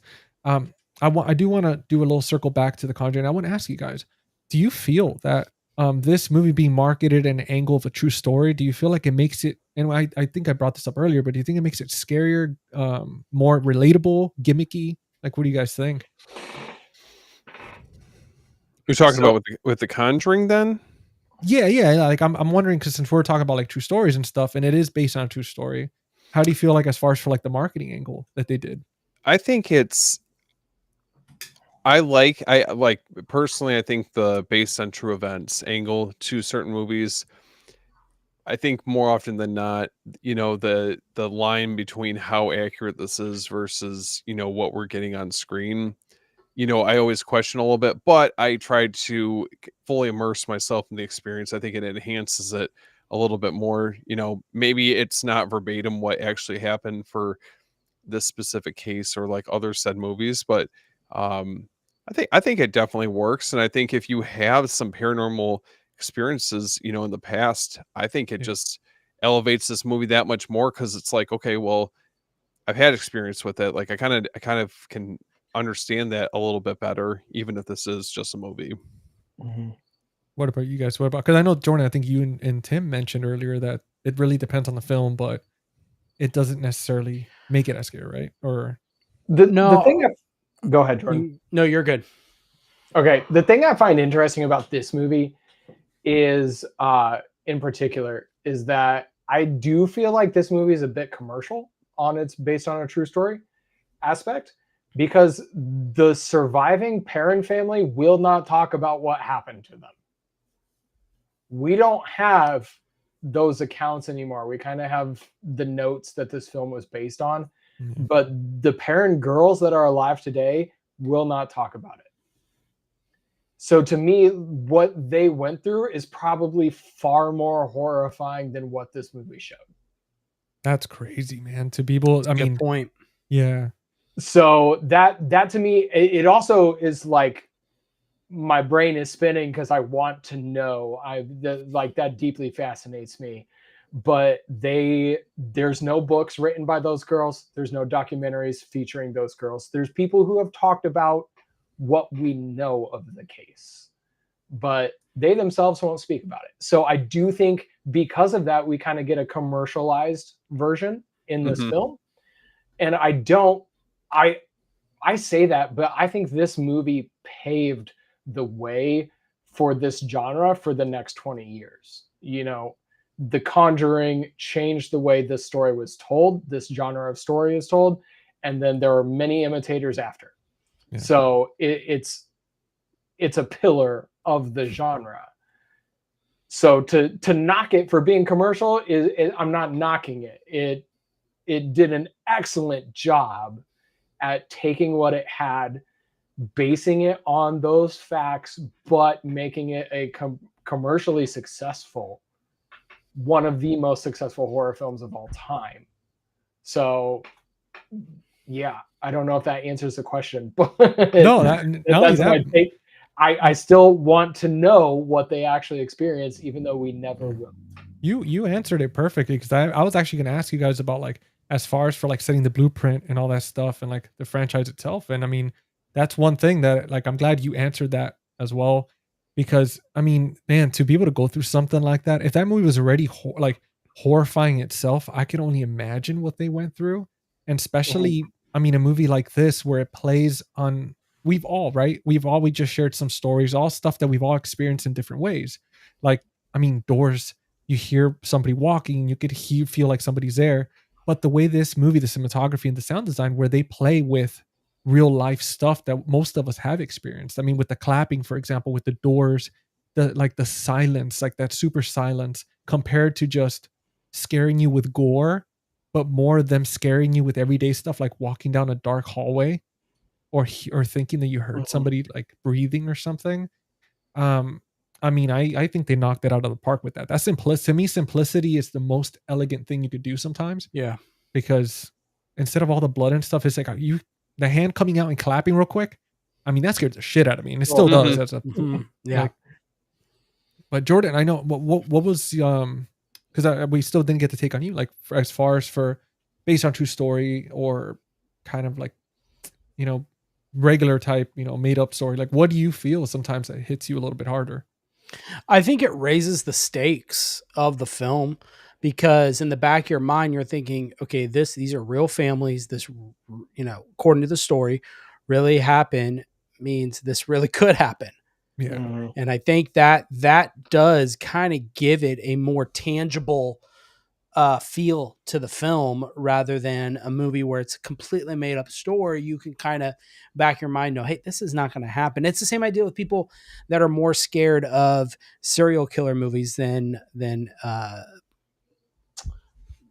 I don't know, or like clown movies. American Werewolf in London, right? Yeah. People are going to be more scared of a portrait of a serial killer than they would of an American Werewolf in London, like because there's actual tangible stakes added to that film. Well, and I think that's kind of the way I take on The Conjuring is maybe there is more to the story than what we're being given.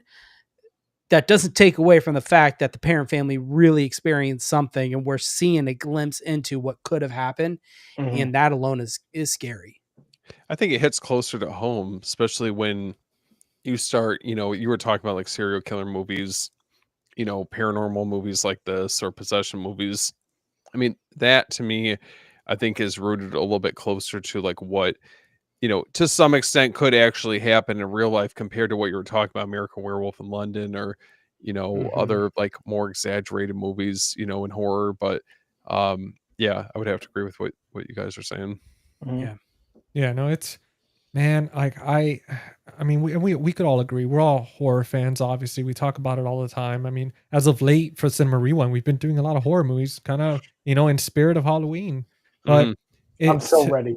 Dude, I'm pumped, man. And I'm glad that we're able to kind of, even though we've been talking about horror movies, like I feel like this episode in particular has really kicked it off with the spookiness. Oh, for sure. And I mean, it only gets crazier from there. But yeah, just to finish touching on that, man. I mean, there's nothing like that. I mean, there's sometimes good based on true story types when you get excited for it, but I feel like sometimes it does damage it because it makes it puts it on a whole different level where you're expecting something crazy, and then when you feel like it's too exaggerated, it can really be a double-edged sword when it comes to it sometimes. Now, kind of going back to we were talking about like the real events behind this. Obviously, we're only able to get a glimpse or like more of like a cinematic view of it from this movie, and maybe to a deeper extent, if you do your research on it. But my understanding is like initially looking into this case is that it wasn't it wasn't something that just took place all in one isolated incident. I believe that they lived in the house for what is it, like 10 years or something like that. Yeah. So these incidents were happening for a long period of time and maybe to varying degrees, but I don't know. I mean, what's worse? Like you have this horrible, one incident or dealing with this for 10, like a whole decade. You're dealing with these paranormal disturbances. And they were even saying when I was reading about it that when the Warrens stopped by on a couple of occasions, but when they did stop by, if anything, sometimes it made it worse. Yeah. which is wild to me. I'm like, okay, well, that's obviously, you got to distinguish fact from fiction. That's obviously not how they portray it in any of these movies. It's crazy that they chose to stay there 10 years dealing with that. Man, like we talked about earlier, that first incident, I'd be out. No, I'm saying I'd be calling my realtor and yelling at him. Sorry, Steve. listen, you know what? We'll cross that bridge if that day ever comes. Yeah. Can I get a return? I'm returning this. Get an exchange or something. I definitely think that the first movie always felt like that case, that setting just worked on so many more levels, I think, compared to any of the sequels. I mean, the second one I think is really good, but this first one, it's definitely up there. Like when I think of like the 2010s, this is definitely a movie that I always come back to, and I feel like, okay, if I'm like really trying to get in the mood, especially around Halloween, and this is a staple for sure. It's a vibe. Yeah. I want to mention one of the reasons why watching it this time, it clicked with me on why this one sits better than the second one. And I think the reason why this one sits better for me is that the spirits we encounter throughout this movie are all connected to Bathsheba. Mm-hmm. The little boy is connected to the Bathsheba. The mom in the basement is connected to the Bathsheba. I still do not understand how all the spirits in the second movie are connected to that haunting. We have the crooked man. We have the nun. We have all of these extra spirits in that second one that don't seem to be connected to a root in that movie. Now, it's been a while. I need to rewatch it, but... Did James Wan do the second one? Yes, he did the first and the second. Did he? What about who wrote it? Did he write? I don't know if it has the same writers. Can I just... could be something, too. What's up, Josh? What's up, buddy? What's up, man? By. And Aaron said he was checking off, but dude, thank you for stopping by, brother. Yeah, as always, thanks, Aaron. Thanks, man. One thing that I wanted to put a spotlight on was the composer. I don't know if you guys mentioned this earlier, but Joseph Bashara. He actually scored this film, obviously, Annabelle, Insidious, the Conjuring sequels. But what I thought was fascinating about it is he actually played Bathsheba, and I believe he also played another horror Darth movie? Maul. Yeah, no, yeah, yes, from the first Insidious movie, for lack of a better term. Yeah, that's basically what he looks like. Come on. Yep. Everybody knows what we mean when that pops up. Let me see. So another man playing a witch. The lipstick face demon or the red face demon. Yeah. Oh, okay. Which is kind of wild. Zach Krager had a man play the girl from Mother. The tunnels. Mother's milk. Yeah. Oh yeah. That's so gross to me. That I hate that. Does anyone hold on? Does anyone have the Barbarian score from Waxwork? Because it has that bottle on it, and I don't know. My stomach kind of lurches every time I see that little hair on the bottle. Dude, did I tell you guys during our Barbarian episode like how that happened? How apparently I think it was either the wig, like one of the hairs fell on it, and it looked so gross that he was like, "No, let's keep the hair on it." So then when Justin Long, when he had to like suckle on it, it was just one of those, like it made it even more of an effect to gross him out. But yeah, that was funny. That was a happy accident during filming. It definitely works. It does, man. I know Jordan over there is turning like green and stuff from just thinking about it. Hair I can't do. It's like, because I remember when I was working in retail, I was working actually at the Disney store, and when it was still around, and when we would sweep at the end of the night, man, you get the hair, it would clump up, and you just, oh man. No. Yeah, it's interesting when you start doing like the backstory on this case. Like, I mean, they obviously took some creative liberties on Bathsheba, and the obviously the amount of presence that the Warrens had with the home, with doing I don't think they ever actually did an exorcism, and I would be so curious to know what the daughters actually saw during the actual incident, because I don't know. I mean, I feel like nowadays, like, you hear less and less of this stuff actually happening. I mean, I was gonna say, you brought up serial killers and we brought up this, and both of those both haunted houses and serial killers seem to be super active in the 70s, 80s, and early 90s, and now we don't hear as much about them. Yeah. Is it because Zach Bagans came in all of them and like cleaned them out with his professionalism? Pretty much. I think he just came in, monopolized it. He's like, all right, I'm just gonna Ghostbuster your asses. We had like 300 episodes of Ghost Adventures. Zach Bagans really took care of it all. We're good. With him and Warrens, dude. Wait, you know what? I want to ask you guys something, because we were talking about James Wan, right? And we're talking about weapons. How would you feel about those two directors coming together and making us like a horror masterpiece? I'll empty my savings to fund it. We're just like, Tim, nobody asked you to do that. I'm telling you, they would be the one to do the Warrens side of the Amityville horror. Yeah. They're amazing, man. I mean, with the cinematography and everything, I think them two together would be just, I think they would make a new not a new franchise, but they would make a new genre in horror for sure. Oh. Like them together. They would create something that we've never seen. I mean, they've already kind of done it. We can do movies based off the Zach Bagan trials. Or trials. The cases. Not trials. Zach Bagan's case. Man, I'd watch. I wouldn't. His documentary Demon House. Oh, it's great. He bought a house in Gary, Indiana that was supposedly like the most haunted house on earth or whatever. It was a portal to hell in the basement.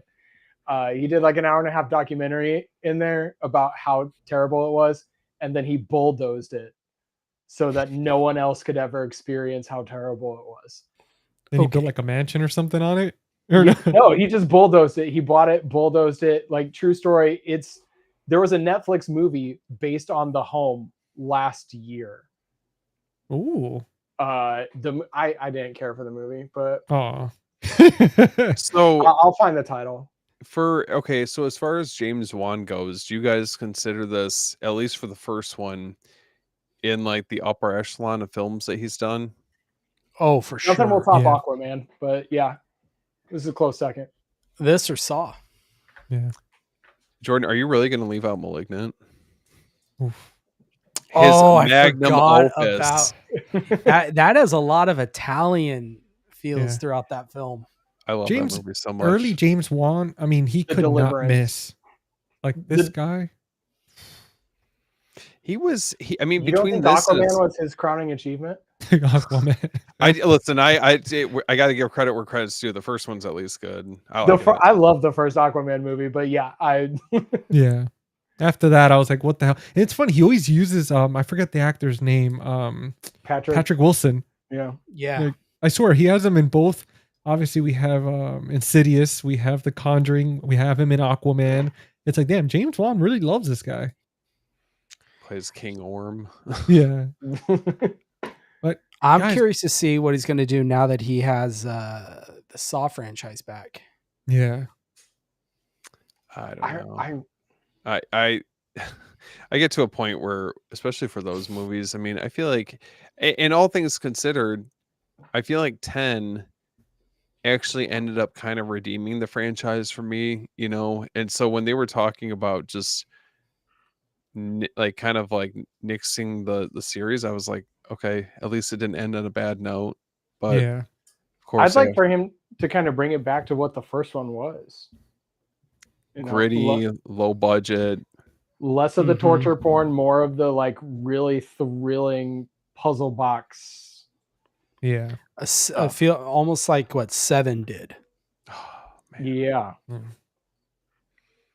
absolutely, man. We'll have to do a cinema rewind Saw. Oh yeah, I was actually thinking also with the 4Ks coming out. Yeah, dude, and also next week I was thinking, because we had a plan for one, but I was thinking, I've been seeing a lot of talk about The Ring, or The Rings, like a lot of it for some reason on social media lately. is there something coming up? The Japanese or the US? I think it's US. Rings or Ringu? Which one? Yeah, I No, like, it's- I like the Japanese one. Spiral. Ooh, I haven't seen the Spiral. Oh, God. That episode. I haven't was seen the my- Japanese ones either. I have Yeah. the box Oh. set from Scream Factory of Rings. The collection, Japanese one is quite good. Really?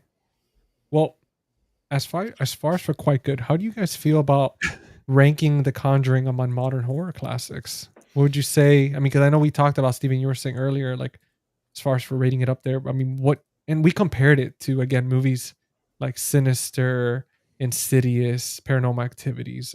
But besides that, in general, and it's in its own haunting, based on true story universe, like how, like, would you guys say this is the template to go for when it comes to these type of movies, or do you think there's something else out there that you would say it's better? I think it could be. I personally, for a based on true story haunted house film, I think this is definitely the upper echelon modern Yeah. horror film. Yeah, because I think of, if we're going further back, I believe I was jumping in when you guys were talking about it, but if you're looking for something kind of in a similar vein, Ghost Watch is phenomenal. Like that's like my staple, almost haunted house-esque type movie. Yes. There it is.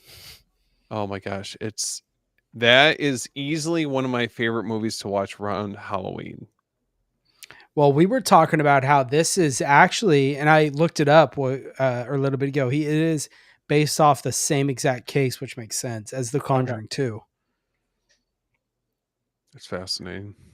Why did it have a show come up from 1992 when I try to look it up? What year was that movie made? I've never seen It was That was Ghost as Watch. like I think it was as a TV broadcast. Yeah, It was BBC. aired on BBC. Oh, And okay. people and people in the UK called the BBC network and, basically They were ripped into terrified. them, thinking this was real and how dare you, broadcast this real event and to the nation. Wow. It reminds me of the show Fear on MTV. I don't know if you guys remember that show. It was canceled because apparently during the last episode or something, like they just somebody died like during like an Oh, wow. episode. I think they had like a heart attack or something happened that they saw something. They started screaming. When they got to them, they were dead. Like, and wow. after that, they were like, "Yeah, we're ending the show." But if you look up the show Fear, dude, it was pretty good. They man. got Logan Paul. Logan Paul. Oh God, he's best friends with YouTube, man. They're gonna cancel us now. They're gonna be, how dare you speak his name? You know what I do find interesting about this, and we haven't talked about it, is this film has no profanity. Yeah, Yeah. it's true. It is It's the a super cleanest clean horror movie. film. Yeah. There's And next Oh, no, to go no ahead. gore, no profanity. Yeah. There's very, very little innuendo at all. Just like it's super clean. It's just terrifying. But I like that because it just goes to show that not every like horror movie has to be over the top gore. And I'm thankful that we have our Terrifiers, or Yeah. even like Malignant, a movie like that where it's like definitely over exaggerated, but yeah, like that you can make a successful movie. It doesn't necessarily have to be, just super graphic, gory, violent, It's Now, would you like I said, say, since this is a no profanity, no gore, it's a good gateway horror movie? Yeah. I mean, I was well- kind of kidding, but I think it's definitely, I think, something, if you're looking for a movie that's like more modern and you're looking to dip your toes into like the horror genre, I think that this is yeah, a good starting point. I mean, I I think wouldn't for a tell somebody- younger audience, for sure. Yes. Yeah. I think for many people, this is probably the first scary movie they watched. yeah. This Or- is the first one that really terrified them. And we could also talk about the fact that the reason there's no profanity or anything is because during that time era too. I mean, back in what, the 70s? realistic. Yeah, it's realistic. I mean, people back Yeah. then were like, when we watched the movie Annabelle, for example, they were very proper back then. The way they spoke, there were certain things they wouldn't say. Even if they said a slight kind of dirty joke, people were always like, oh, okay, let me get out of here now. It's getting a little, but I mean, from right. Yeah. Like right now, 2025, if I see my freaking door open, literally I'm going to curse. I'm like, I mean, every word's going to come out. I'm like, holy hell. What? Like, I hear 10-year-olds swearing out my window. So yeah. Especially Fortnite and Gears of War. I'm being called so many things from like a freaking 7-year-old. Yeah. Man, kids today's couldn't, live in a Modern Warfare 2 COD lobby from back in the day on the 360. Only the strongest survived. Yeah, exactly. You were given every name in the book. Oh, that's a good point. Yeah, but I mean, I wouldn't put. I meant more of the, going really just balls to the wall with the profanity. It's not really there. Yeah. But I see what you're saying there. So you guys were talking about for this decade, right? So if there's more modern horror movies that you guys feel like are good gateways, I mean, do you put Insidious in that same conversation, or are there other movies that you would add into the mix as well? I'm not an Insidious lover, so unfortunately, Insidious is out for me. It doesn't make the cut for Tim. It doesn't make the cut. I think in the tiers of PG-13 horror, Insidious has to be talked about, but horror on its own, I think Insidious is a great gateway movie. I like what GC said. Oh, Sinister. Oh man, I love that movie, man. Hey, I'll throw you a softball here, GC. What about As Above, So Below? He just blacks out. You always know how to sweet talk me. That's actually, so that, first of all, Tim, how dare you, right? How dare you say such filth on this episode? Yeah. GC, your girlfriend's going to have to come pull you off the live stream. He's going to get so worked up. Getting all riled up. No, man, I'm telling you, that's a good entryway. The Descent, As Above, So Below. They're based on certain, I mean, not The Descent, but, As Above, So Below is based on certain stuff. I mean, Dante's Inferno writings and all that. So it's one I would recommend for sure. But there's so many good entry level movies that have no nudity, no cursing, and they're just so simple with their scares that it just gets you the right way, and it gets addictive. You're like, what else could I watch that's not too in your face? Well, you can also talk about the whole Japanese horror making its way into America with The Ring, with The Grudge. Shudder. Those types of Shudder. They do an Americanized Pulse. So they're an American version of Pulse. Pulse? Was there? Yeah, there was. Yeah, it was with this the girl that's married to Dax Shepard, the actor. I forget her name. She was like Veronica Mars back in the day. The show wasn't Dax Shepard. Isn't this Kristen Bell? The one? I was gonna say forgetting Sarah Marshall. No, I was gonna say Anna from Frozen. Her. Oh. I think she that movie was I what I liked about the American version was the fact that scene where they're saying the dead are so desperate to come back, because you were talking about something like that, Tim, earlier, and I just wanted to bring that up because I just remembered. But yeah, there's like stuff like that where they're so desperate to come back that literally when you open yourself up and open these opportunities, it's like you'll never know what's coming through that door. But yeah, that movie, it was interesting. It was kind of creepy, but it was okay. Do you guys think that this works well? Obviously, with it got a number of spin-offs and sequels, but if they were to just have this film on its own, do you think that this would still be as effective, or do you think them carving out, kind of a shared universe, if you will, for the Conjuring, do you think that is better, like for the premise, or for the Warrens, I guess, since they tackled multiple cases? I'm gonna have this is my take, and I'll be honest, I think the multiple sequels kind of may have hurt it in a way. Mm-hmm. I'm with you. Go. I think if you just had the Conjuring, take the sequels how they are written. If you just had the Conjuring, it'd be great. Now, if he would have continued the way the Conjuring was done, sure, it'd been amazing. Yeah. But I think the Conjuring by itself, if that was the only film, I think it would still be regarded the same, if not more. I completely agree, because it's kind of what I was saying about the second one. The spirits don't feel connected to the story. They just feel like they're there for scares. And that's kind of where the Conjuring universe went. We were doing, here's the Crooked Man so we can do a spinoff. Here's the Nun so we can do a spinoff. Okay, now we got the Nun movie, we got the Nun 2, and it became kind of like the Marvel movies where you got to watch them all, and the more there are, diminished returns on quality. Yeah. You know, I do think if we had just had the Conjuring, or maybe a Conjuring trilogy that had the Amityville movie in it, we would be talking about a masterpiece. We'd be talking, I mean, I still think The Conjuring is probably one of the more important horror films made in the last 20 years. I definitely think so. And I do think the expanded universe is part of that importance. You know, if the movie wasn't that good, that wouldn't have happened.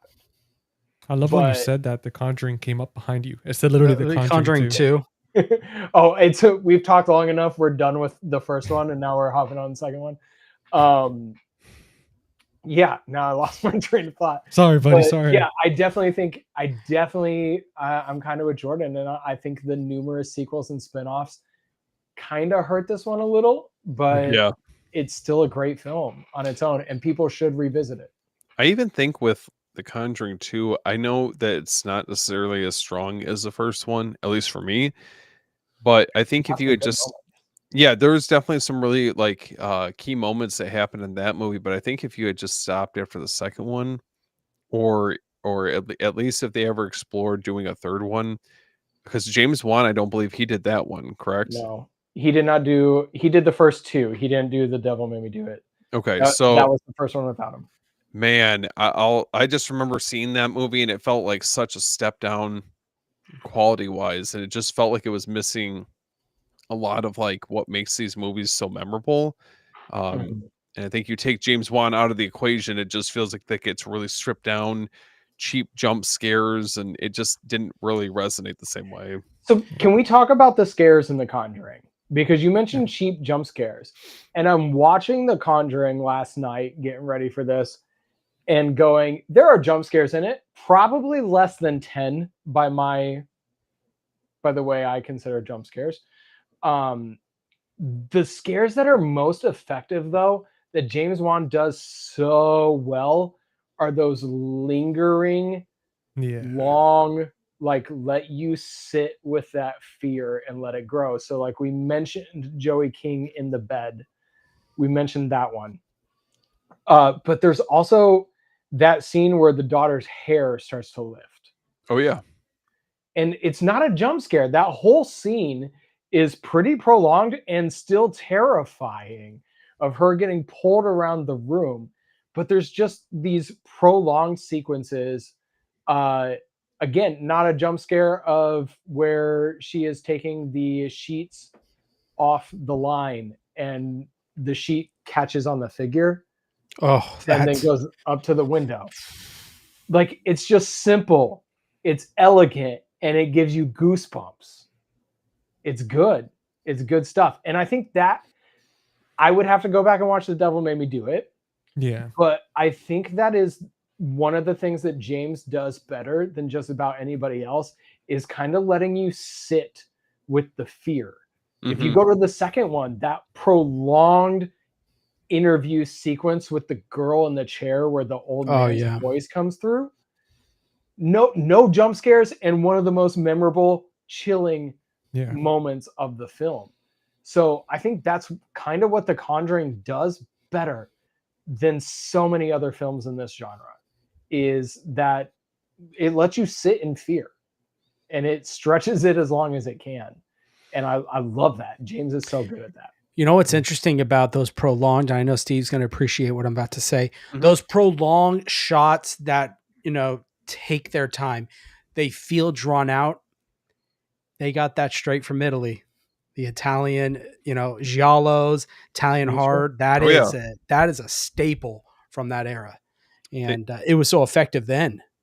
It's interesting because you see, like, if you really dive into a lot more Italian horror, like, you can definitely see where James Wan pulled. Maybe it's not as evident with his influence, but what Jordan was saying, there's certain shots that feel like they're, I mean, you put them side by side with like some of the more notable films that we've seen before. And it's like, okay, I kind of see where he gets his style from in certain aspects. And then Malignant obviously went full force unapologetically, you know? Well, they also did that, but I mean, even films from the 70s. I mean, like The Exorcist, the long, prolonged shots. Rosemary's Baby is another one. It's those kind of It's a slow fantastic burn, film. The long, Changeling. prolonged. Changeling is excellent. I love that movie. So, yeah. Well, guys, we're talking about James Wan, right? And I want to jump into the rapid fire round because I actually have a question for you guys here that's gonna really stir the pot. So, are you guys ready for some rapid fire action? I'm Sure. about as ready as the Warrens are. Okay. All right. No, I'm just making sure. All right. So pretty much I'm gonna start with some easy ones and then we're gonna work our way to this one. This one's gonna be controversial. It's gonna split the room a little bit, probably. What's the scariest scene in The Conjuring for you? We'll start with Tim. It's Joey King staring at that space behind the door. Okay. What about you, Jordan? It is the scene for me, and I still remember seeing it in theaters when they're in the bedroom with the wardrobe, and then that she is sitting on top, kind of hunched over. Yeah. It's either that or the scene at the very end when they're doing the exorcism, and it shows that the sheet split, and you can That's a good see one. side of her face Mm-hmm. as she's screaming. Those two scenes. Nice. What about you, Steven? I would have to, I know it sounds cliche. I feel like the clap in the closet. No. That's a It's good just- one. I just remember how, like, seeing it in the theaters, like, I don't know if it was a sound system or something, but I just remember, like, it shook me to my core. When the Seeing hands that. came out of the closet. Because you're not expecting it. First watch, you're not expecting it.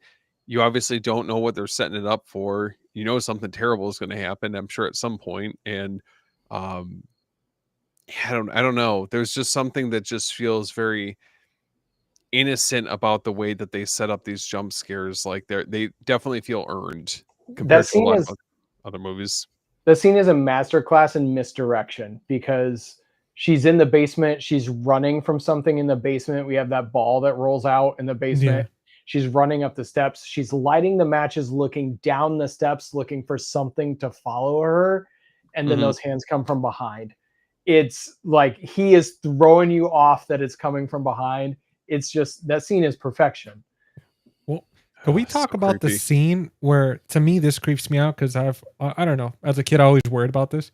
But when Joey King's sleeping, and there's two particular scenes where she, I don't know where, she's dead asleep and she gets dragged. Like she just gets pulled when it to pulls the bed. her.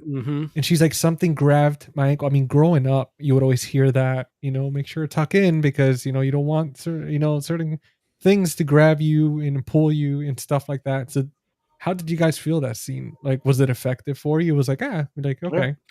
Yeah, it was effective, but I thought it was how genius. It's a simple gag and it's as easy as let's look at her. I was noticing that today.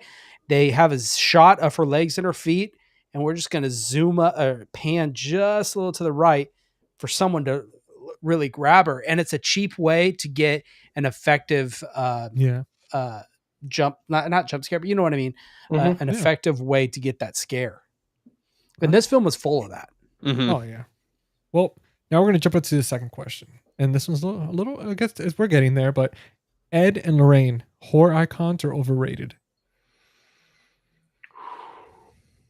I don't know if I would. I mean, they're definitely integral to, I mean, they're the glue that bind all these movies, these cases together, but I don't know if I would call them horror icons.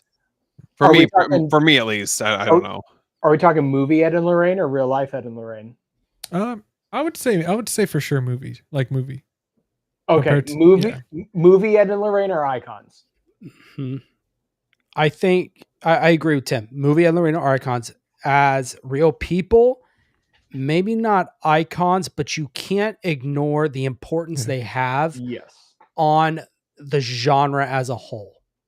As horror, the theme of horror and exorcism and demonic possession, Ed and Lorraine Warren, they are very, very important to that whole brought and it to the integral to the whole mainstream. thing. Yeah. Exactly. Yeah.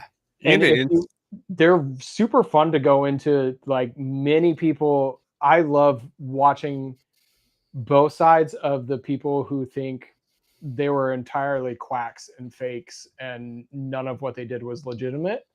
Yeah. It's fascinating to see that. So I don't ascribe to everything they did was fake, but they're definitely important figures in the real world, but film ones are icons. I don't remember where I was. Might have been on a live stream we did, but I said, regardless of what you think of them, whether they are quacks or not, every story that is being told like that, even if it is fake, there's a hint of truth to it that has to start going. I wanted to ask real quick, and then GC, I'm sorry, I'll let you finish. No. Have you guys ever watched like tours, like walk through tours of their actual museum? I have not, dude. I've been dying. Dude, I'm going to tell you right now, there's not much in there that's scary. There's a couple things that are creepy, but there's this one kind of like folk horror looking statue tree thing. You want to talk about seeing something even through the TV and it's real because they're watching through these are real artifacts you're walking through. Watch it. Scariest thing I've ever seen. And I have a hard time. I've watched it a couple times, seeing those like little walkthroughs, and I have a hard time just looking at that thing because it gives you, there's just something there. We were Something talking ominous. earlier. Okay. There's just something about it, and it does translate through the screen. I'm telling you. Dude, now you got me all intrigued. It's scary. It seems it's simple. It looks like it's simple, but there's just, I don't know, dude. There's something about it. For me personally, it's hard for me to watch. But anyways, that's all I wanted to know.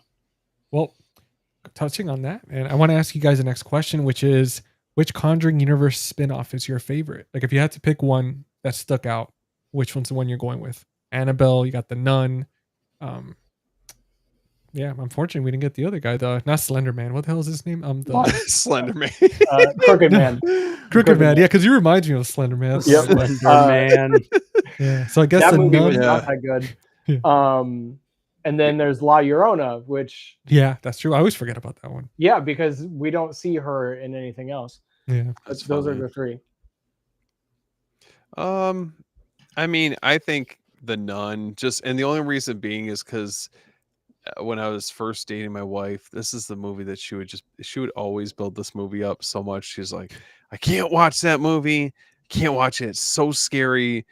And I'd only seen the Conjuring movies. I remember seeing that. And it's like, obviously there's definitely some moments that are kind of creepy, but I just think that it's funny to see that there's a movie that definitely disturbs her that much. Hey, Valak is creepy, man.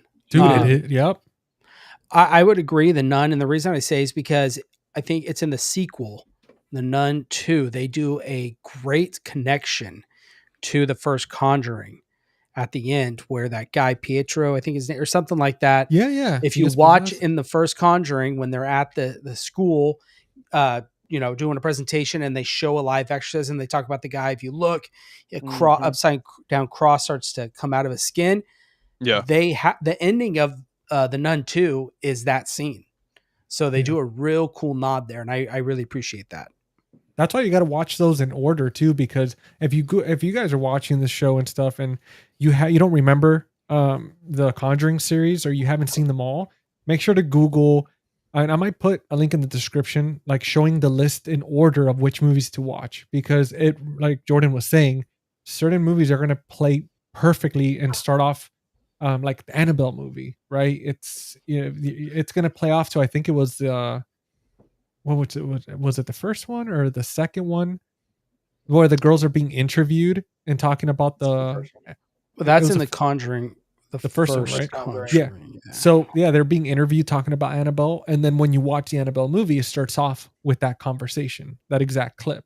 Unless you're watching Annabelle 2, which is like a prequel that takes place Yeah. Long time ago. My pretty favorite's cool. Annabelle 3. Okay. I don't remember it, man. That's most people don't. Most people hate that one. I remember it distinctly because it was the most fun of them. It's a babysitter horror ghost story. Yeah. And it was the most like unique to the Conjuring universe that I walked out. I was like, I wasn't scared. I walked out like that was a good time. That was fun. Oh, it's Annabelle Comes Home, right? For that Yeah. one. Okay, Mhm. that's for. I had to like double take for a second. I was like, I thought it was under a different name, but Yeah, Annabelle okay. Comes Home. And I know a lot of people hate that movie, and probably rightfully so, because it's not super scary, but I just thought it was like a fun twist on the babysitter trapped at home with the kid. Mhm. It was unique to the Conjuring universe, and I loved it. Guys, talking about the nun. So my girlfriend actually dressed as the nun She's for Valak. Halloween. And let me tell you guys something. So she's 5'11". She's tall. And when she dressed as the nun, and we went to 2 different Halloween costume contests, one for the city and one at a local bar, dude, people literally were just staring and just freaked out. And she looked exactly like her to the point where she won the contests, but people were just losing it. They were like, "Holy That's hell!" crazy. Like creeped out. That's But badass. I'll show you guys a picture. I was like, we need a picture of this. GC, what did you dress up as? I was Negan from The Walking Dead. Oh, that's fun. I just had a Should've- leather jacket in my motorcycle, so I was like, you know what, You should have went as the Green Knight, Dev Oh, Patel. dude, You look I'm just gonna like have him. to, Oh, dude, I'm gonna have to one of these days. To be honest, I was the designated photographer, so that's how I was kind of just following her around and doing Oh, the okay. photos and stuff. But yeah, I have a question. Do you guys think you should watch the Conjuring movies? I'm talking about the spinoffs and everything in chronological order, like as in like so you would start with the Nun. Which one? The Nun. Is it the sequel to the Nun that takes place in the parish? Like, anyways, Yes. would you guys think you should watch it chronologically or as it's released? chronologically for sure, because it just from the list that I saw online made perfect sense. Between, man, I would have to look it up, but I know it was kind of like, I think it's The Conjuring, and then you're supposed to watch Annabelle afterwards, then The Conjuring 2, then Annabelle Creation, then The Nun, Annabelle Comes Home, and then The Conjuring, The Devil Made Me Do It, and then I think it's then The Nun 2, and then I forgot what the other one was. Okay. But I don't know. I mean, either or. I mean, Yeah. I think you could watch it either way. And it's they did such a good job playing into each film that even if you watch them as they come out, it still makes sense. Yeah. Yeah. I don't think I've ever watched them Yeah. chronologically. no, I haven't either. I kind of watch them as they come out, and then just It was definitely interesting watching them in that order, because then things kind of start flowing a little bit better compared to having to remember, like if you're watching, let's say, Annabelle after you watch The Conjuring 1 and 2, and then you have to go back to the first Conjuring, but then when you watch it right after, you're like, okay, it flowed a little bit easier because it picks up and stuff. we rewatch them in order and realize it's all a Yeah, it giant really is. masterpiece. It's all But just guys, so we talked about the parent house and how creepy and scary that shit is, that house. And I want to ask you, being beautiful, beautiful but home. would any of you ever stay there if somebody paid you? Like, what would No. it take? They had Hell to pay you no. to stay there for just a night, just No. one night. No. We're talking with the Yeah, like haunting. let's say right now, like if somebody No. called, they're watching this and they're like, "Hey guys, I own the house. I would pay you whatever you want, but you have to stay here one night." Does No. Matt Rife own it? Doesn't he own? Is it Annabelle or the house or? He owns No, so Annabelle. he owns Annabelle owns and the Annabelle. little what is that, like the museum and stuff. But as far as for like the parent house itself from the Oh. Conjuring, Man, what a dummy! I don't know why he owns that. He's gonna wind up dead like that. I other know. dude who owned I it. know. Like that's just like Right. playing with fire. Zach Bagans is still alive, and Yeah. he has a Well, haunting Like museum. I Apparently, said, so- you open a door, Yep. something's gonna come through. You might not like what happens. wait, Tim, you seemed interested. I Would don't you know. stay there I get paid Yeah, whatever I want yeah, to like, stay in yeah, the in parent this- home. in this world? Yeah, night? and you can have maybe one other friend too, so you don't have to be alone. Would you do it? Would you consider it? Yeah, you I'd probably probably would. do What it. what would be the number probably to do get you it. to sleep at that parent house, the haunted house?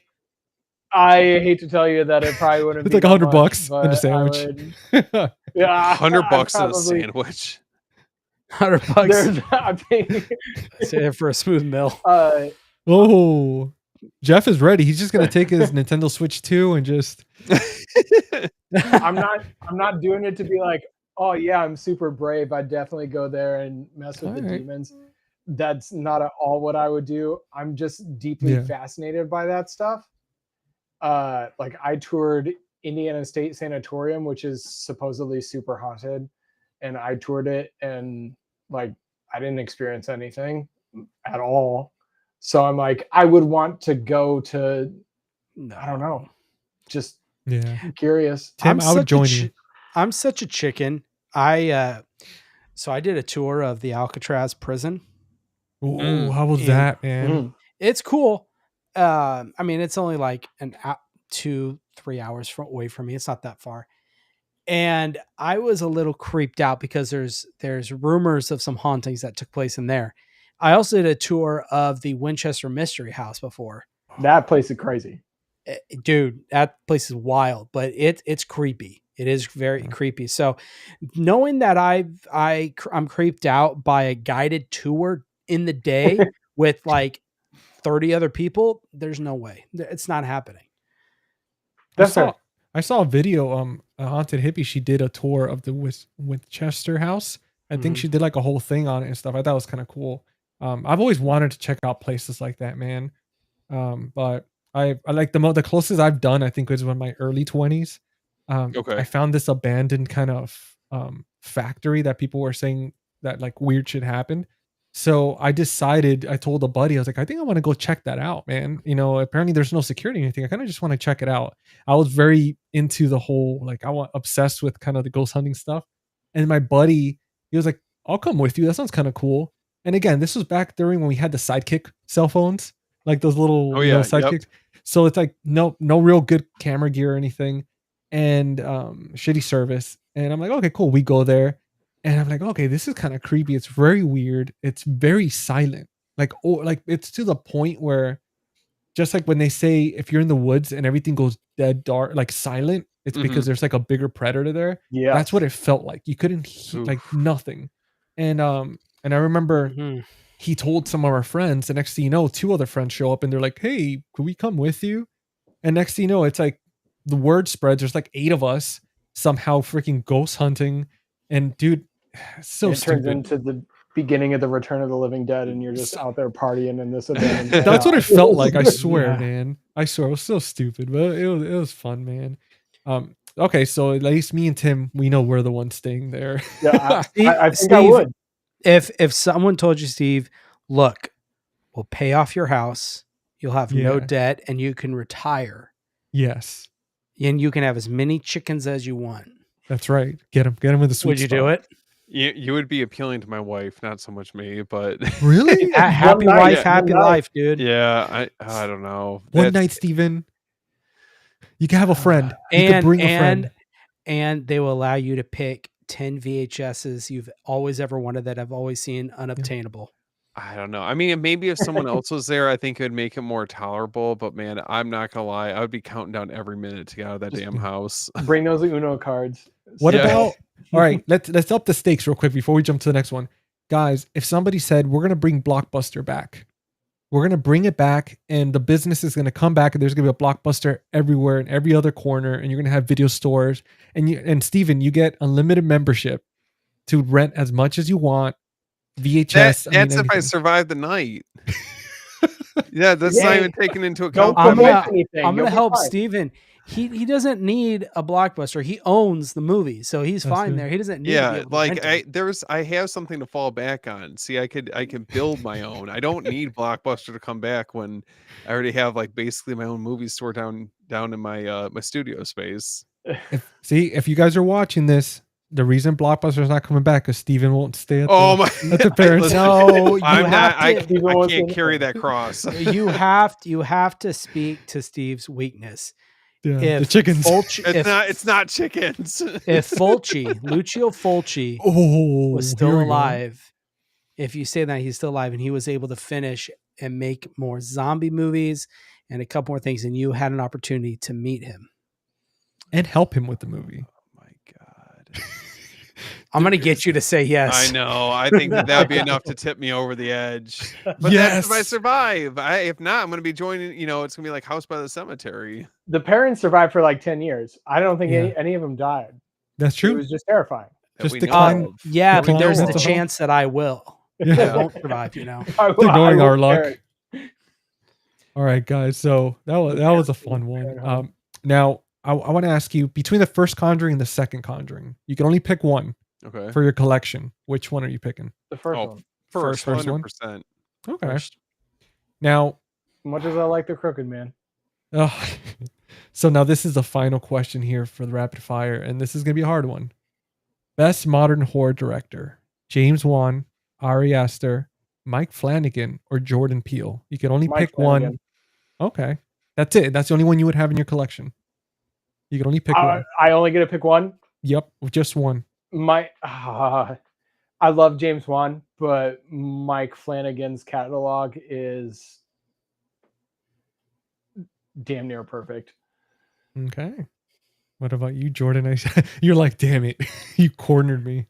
Robert Eggers. No. Yeah. Robert, I know. I was hoping that might be an option. If you would have said Robert Eggers, that'd have been my answer, real quick. You know what? Let's throw him in there. Yeah. All right. Fine. Robert Eggers. Robert. Okay. If you weren't going to say, dude. James Wan, Ari Aster, Mike Flanagan, or Jordan Peele. It's a toss-up between Mike Flanagan and Ari Aster for me. That is hard. Yeah. I really love Ari Aster. Every single one of his movies that he's done has been a hit, and I've loved even his Eddington, which was a complete offshoot from his traditional horror films. I don't know, but Dr. Sleep was a perfect movie. So it was. It's Dr. Sleep, but I could talk about The Haunting of Hill House. Oh, dude. Oh my God. I love for an eternity. I want that was such a good show. The Haunting of Hill House is a masterpiece. Episode 4, especially. I could do an entire someday I'm going to do an episode by episode podcast. Well, not only that, but it's the rewatchability is so high because of all the ghosts that he sneaks in that you have to find. Yeah, it's so good. The depth just gets better each time. But also, not enough people talk about Flanagan's Midnight Mass. Yeah, I loved it. I Midnight personally Mass loved is it. Also fantastic. Yeah.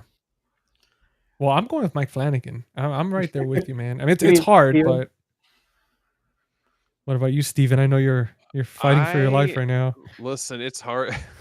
It's hard because I love Ari Aster, but I feel like I'm only going off of Hereditary, Midsummer.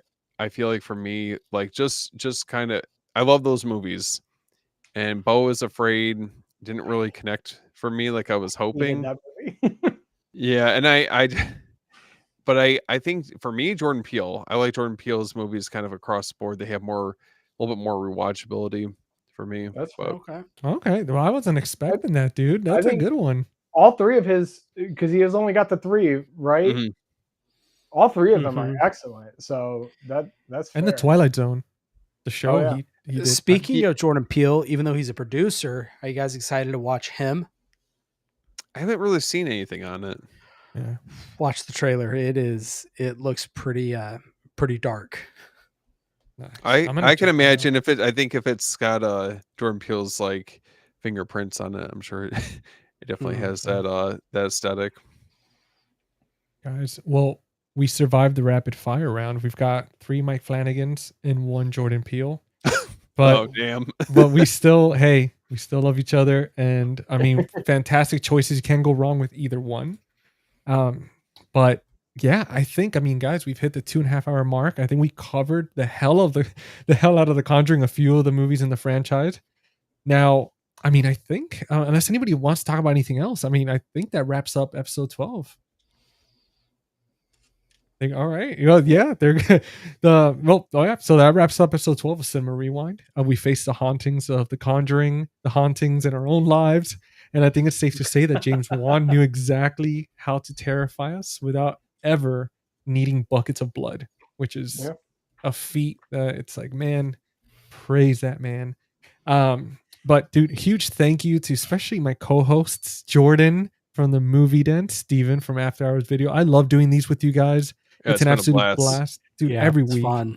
And our special guest, Tim from the Dread broadcast and Average Reviews. I was going to say Dead broadcast. Oh, God. You're just combining both of his projects. Dude. Yes. Dude, to have you on here was such a blast, dude. You're definitely coming back. And I'm excited. I think on this Sunday is our episode, right? This Sunday is our Dread broadcast. I'll happily be back. I had a great time, guys. Dude, it was a lot of fun.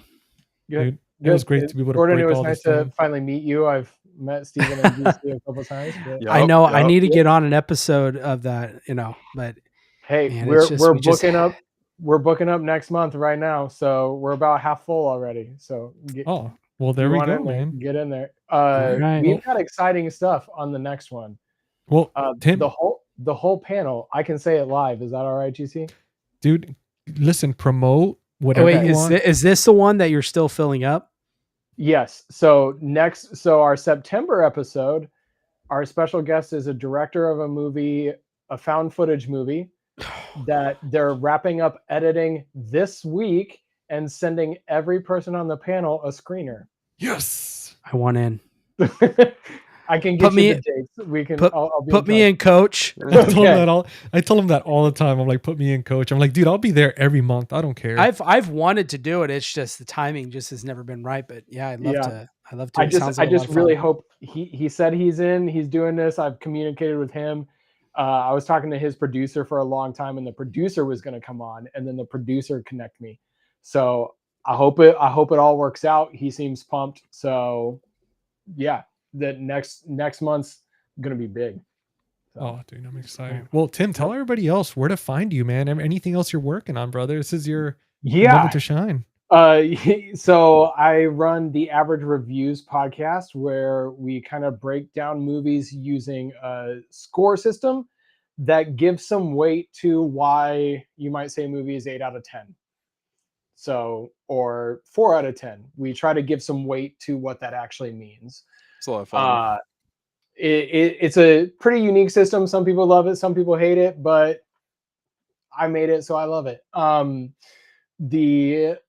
then the Dread broadcast is something we just started. This is GC. You've been on every episode. Is this 4? I think it's 4 now. We're on. I think so. 4. Okay. I think so. Yeah. It is a monthly roundtable where a bunch of creators from across the horror world get together, hang out, talk about what they've been doing that month, the biggest headlines of the month for horror, and we kind of break it up into people who review movies, people who find those hidden gems that are released to streaming or on YouTube, so on, and then the physical media guys. So we do that. Yeah, GC heads up that physical media corner, all 4 so far, but it's a good time. It's a good time, and we usually have a special guest as our feature. So next month we have a director. This month we have a screenwriter/author. So So he's joining us for that first half hour. Last month we had Chris Rigi from his recent movie. His recent movie was Abduct. His biggest movie, is it fair to say his biggest movie was Vampire Suck, dude, where he played the Jacob character. Yeah, but he was awesome. He was hilarious. It was a great time. But yeah, we just have a good time hanging out for 2.5 hours. The last day of the month, no matter what day that is, at 8 p.m. EST. Oh yeah, brother. Dude, I'm looking that forward was to it. Long-winded, sorry. No, not at all, man. I mean, I listen, I cannot wait. Guys, if you're watching this, I see a few of you still hanging on with us. Make sure to check that out Sunday. You're going to see links in our social medias and all that good stuff. But Jordan actually has a little announcement, and I'm going to pass the baton on to him. Announcement? I don't know what you're talking about. No.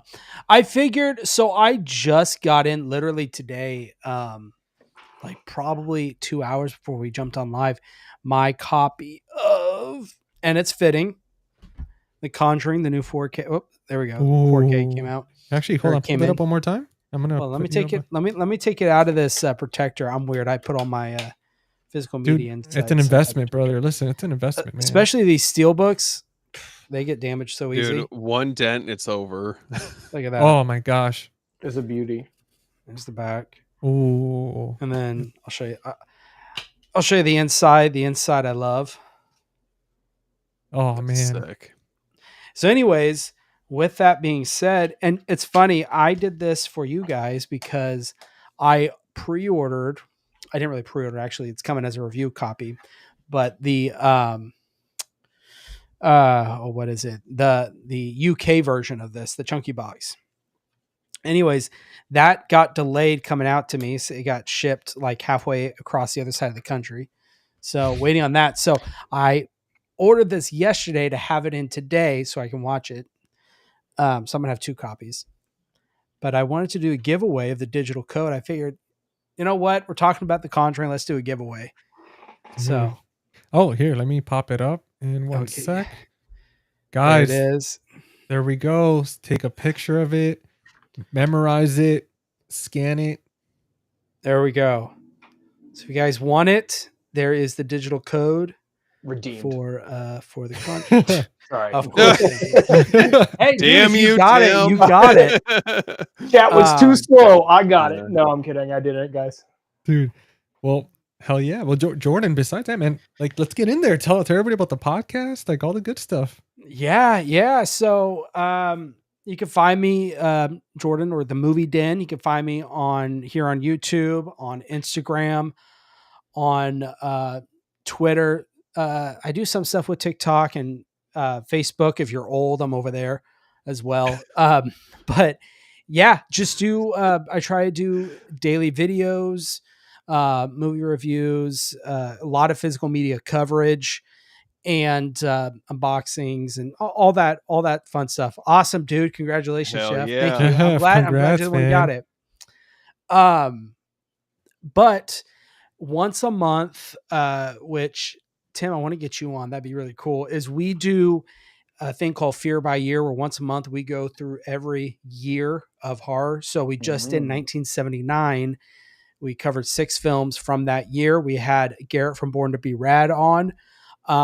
So here pretty soon, I'm probably going to get it up on Thursday. The audio from that live is going to go up on the podcast. Hell yeah. You can find that on Apple Music and Spotify and stuff. So we do that monthly, and then obviously weekly here with GC. And yeah, guys, just come on over, hang out, subscribe if you want to talk about movies. And I just did a video today, and I'm personally really proud of this video. I reviewed The Good, the Bad, and the Ugly from Arrow Video. Nice. So that review is up now. If you guys want to check that out. But that's about all I have. Nice. What about you, Steven?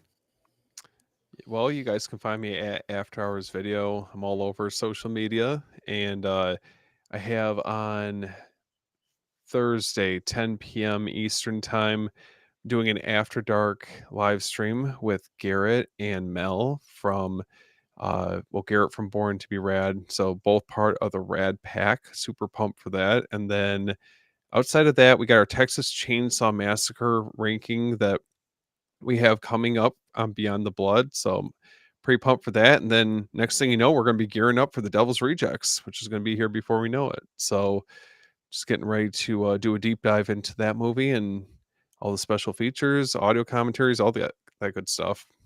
Hell yeah, brother. Well, guys, and then last but not least, myself.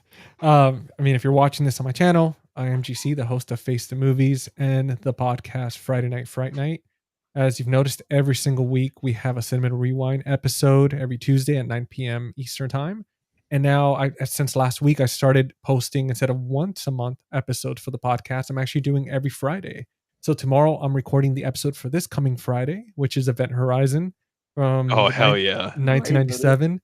So it's going to be a deep dive. It's going to be a lot of fun. I have the video versions of the podcast on my channel.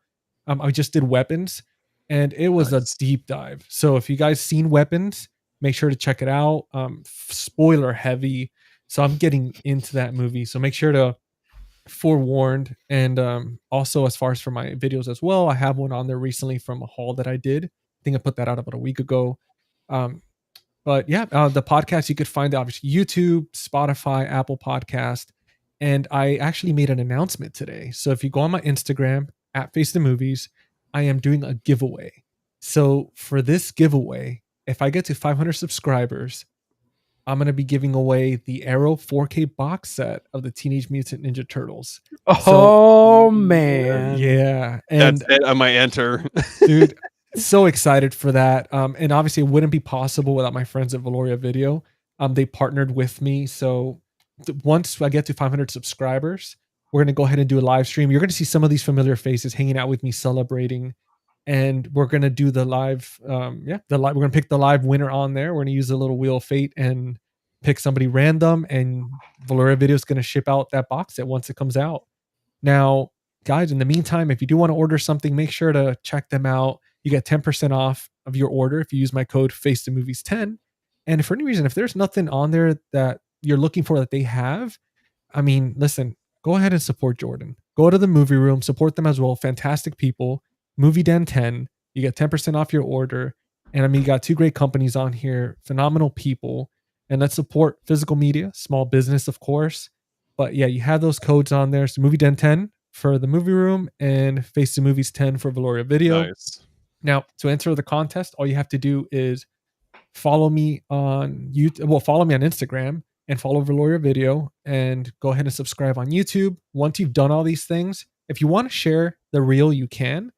It's up to you. But once you've done, the following and the subscribing, just message me on Instagram. Let me know who's your favorite turtle, and I'll add you to the list. But that's it. Go check out the reel on there. You get more information. It was fun making it. And once again, Tim, love you, buddy. Thank you so much for coming on. And Jordan, Steven, dude, I look forward to, cannot wait for episode 13, Lucky 13 next week. We're not going to tell you guys yet what it is, but It's too spooky. Yeah, tune in. We're getting ready for Halloween, guys. We got some fun stuff planned. Absolutely. Hey, where can we all do a podcast and hang out and talk about the Nephilim and the Watchers and all that stuff? Oh God. No, listen. I'm taking that serious, man. If you guys are down, I know we're already working on a bunch of stuff, but I love doing stuff like that. I'd be down to just do something like this and just sit around, even if we do it for like an hour or something. That stuff is so much fun. We're going to be like the next, what is it called? The Blurry Creatures podcast. You guys who know who they are. That's who I've been listening to all week. Listen, I am so down for that. Like I'm not even kidding, man. I'm Blurry down. Creatures, Y-Files, and The Y-Files. I have Tim Hecklefish. Albertino. Dude, Tim Alberino, dude. Alberino, that's it. The Birthright book. Yes, Birthright. Yep.